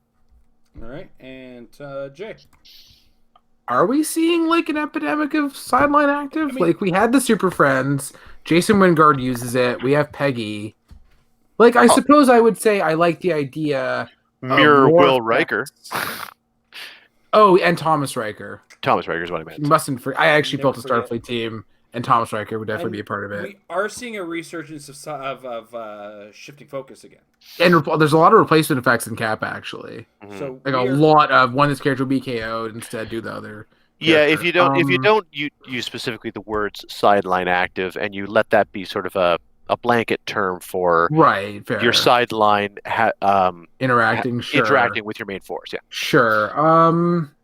I do like the idea of more effects just to incentivize people to not have 9 Super Friends or 9 options for Jason, or make it so that there's interesting alternatives, because at a certain point Jason Wingard is just gonna be the best thing in the game. So at least make things more interesting. So that somebody's gonna have Randy Orton or whatever, and then there's gonna be whatever they you don't have to worry about, oh man, this person has like 3 Jason things and 3 Super Friends, so more variety, I guess. Because, if there are less IDs and all this sideline becomes available, be pretty boring if it was just 9 of the same thing. Mm. So. Mm-hmm. All right. Next up, we have a question from Rick Yell. Has the Demon Persona ever lost in WWE? If you include NXT, then yes, he lost to Samoa Joe. If I remember correctly. Am I right, Tom? Or was there anything else? I know he lost to Samoa Joe in NXT. Sorry, you said Demon, and in my mind, Fiend came to mind. Yeah. Yes, I believe Samoa Joe did beat the Demon, although I don't think it was clean, was it? I can't remember. It was the steel cage match at the end. That's the one I remember. I don't know if there's anything else. Yeah, I don't think he's ever lost in main universe. No. I mean, he was gone for because he made his big debut and then got injured, but though he did win the match, so then he was out for a while. And then when he came back, then it became far more sparing, and he always won. So, yeah, I think that you're right. In NXT, they used the Demon more liberally and a little bit more mortal. He lost one match as the Demon, so yeah. But I think that's a bit of ancient history, and that was still a time when NXT, popular as it was a sort of a side universe in a way that it less so is now. So NXT was not canon then. Yeah. All right. Next up, the Rugged Dookie. Hi, Aaron. How you doing? Check him out. Hey, baby. 2 clicks from KO. Are people overreacting with crying power creep? Related, is Ultron really that good? I think it's all just a bit of piling on. I'm going to say this. Power creep has already existed in the game, but it's always been in pockets. And I feel like when we rebalance the point formula to meet that power creep that's happened in the other things, it looks like it's insane, but it's just kind of... It's rebalancing the point cost to what we want to pay in order to use these characters, the way I see it. So, like, when we talk about the Thor, and it's 125 points, and last year it would have been 250, but we wouldn't have touched it at 250. We're just considering it now at 125. And even then, we kind of look at it and go, it's still not really on that competitive level, right? So, is it more powerful? Yeah, a little bit, but it's powerful on the level of I didn't want to use it then, now I want to use it. Sounds kind of like Colossals before Retaliation. Exactly. Yeah. So, that's my thoughts on it, and I'm going to let Jay go first on this one here. I think, as far as I know, the complaints about power creep was more from the casual side. Like, I'm not really sure that I'm even seeing it as much on, like, competitive. But yeah, it's like Ultron's a weird case because he has like the 14 attack, but then you look at the dial and then you're like, okay, he has 1 click of top dial running shot, and then he's 150 points for only sidestep and the 1 click of stealth all the way down. Like, yeah, that's great, but if you just outwit his running shot and he's just sitting there, like, okay, you have a 14 attack, good for you. Or the fact that I much prefer Ultron at 50 than any other point value, and then he doesn't have the nuts attack values there. So, but yeah, like the Thor, like even the Thor, like if the Thor doesn't do anything that makes him competitive, he's just undercosted and affects casual more than anything else. So, and yeah, like power creep has always been a thing to some degree, but I guess if you're looking at it from a casual perspective, there does seem to be a very clear indication of there is some power creep going on here, more so than some other times in the game that you can name. So, yeah, I guess you could say there is more evidence of it in this set, but I don't think it's a problem. Like, I think when you look at what's actually competitive from this set, it's not that stuff. Like, as far as I'm concerned, the main stuff is Steve Rogers, who is essentially good because of the keyword cheating, and some other minor stuff, but basically he's not power creep. Like, in fact, yeah, like he can't bring anybody in higher than 50 points. That's very limiting, and they have to be standard and all this stuff. Hulk is kind of undercosted, but like he gives up points, and like whatever other thing, like probably Ultron is the other one for me, and that's not the power creep dial at 50 points. So, like, yeah, you can complain about power creep all you want, but if it's not competitive, then it's not competitive. So, like, I don't really think there's anything impressive in this set that I can think of off the top of my head. So, All right, what are your thoughts, Tom? I think that if you gave me a quarter for every time people exploded with whiny complaints about overpowered pieces before they came out, and then took a quarter back every time pieces after they came out and had been in the culture for a while led to massive explosions of whining, I would still have more of your money than you would have of mine. So you know what? I don't recall a lot of people exploding with complaints about Felix Faust until Felix Faust was out, and then everyone was like, "Holy we crap, made this is fun the of worst." Felix Faust, and we Right. were Like, wrong. I mean, even, but I'm setting us aside. Like, Yeah. I don't think that a lot of people may have recognized the potency of it or not, but I don't recall an explosion of whining and complaining until it was out into the HeroClix biosphere. Even Balls of Fury Nick, I believe, when it was coming out, then people were saying, "Wow, this is really potent," but it's also limited. You know, he doesn't have move and attack. He doesn't have that much damage output. Yada yada. It's only then people started throwing it on every ID card because it's available on multiple ID cards. Yada yada. No, sorry, not the latter. But the point is that my main point is people complain too much before figures hit the table. Let's just kind of be cool, man, and save your complaining for after the game actually has broken, because that doesn't happen nearly as often as everyone says it does. Yeah, I think kind of jumping off of that, I think the threat or the assessment of what's good in HeroClix is generally not right. Like, yeah, you can people can freak out about the Ultron with the filtering attack, but are competitive players talking about playing it? Like, I don't know. Like, I just don't think. I think that people see stuff that is powerful in its own way, and then are like, "Oh my god, it's so good," but then aren't considering the realities of competitive scene. Because yeah, something can be good, but no, it's not. It's not like this set is in a vacuum, or it's not like there's not a lot of tools to deal with the stuff in this set. Stuff like, you know what I mean? Like, yeah, there's a lot of Thor exists, but also Unseen exists, who can outwit Thor farther than Thor can shoot. So whatever, you know what I mean? Yeah. So. I think I remember when we were talking about Thor the first time. It's like, Unseen does everything to stop this Thor. He has stealth, can't shoot me. I outwit you, can't move an attack. Yeah, I was people are complaining about Vulture, but I was just playing a practice game against Emily, not the theme variant, obviously, but Unseen outwitting him from far away still works. So yeah. All right.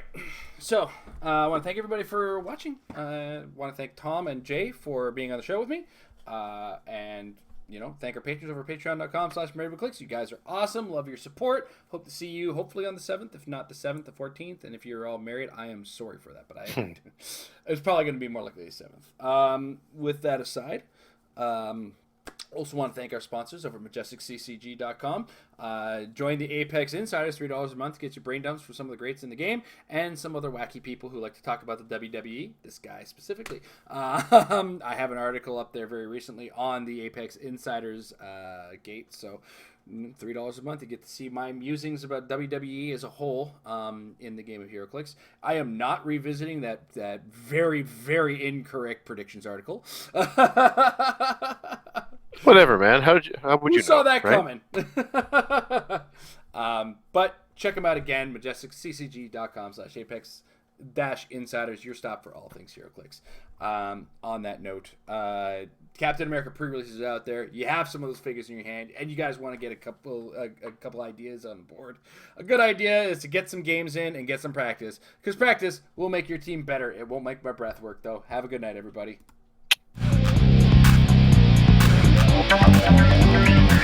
Thank you.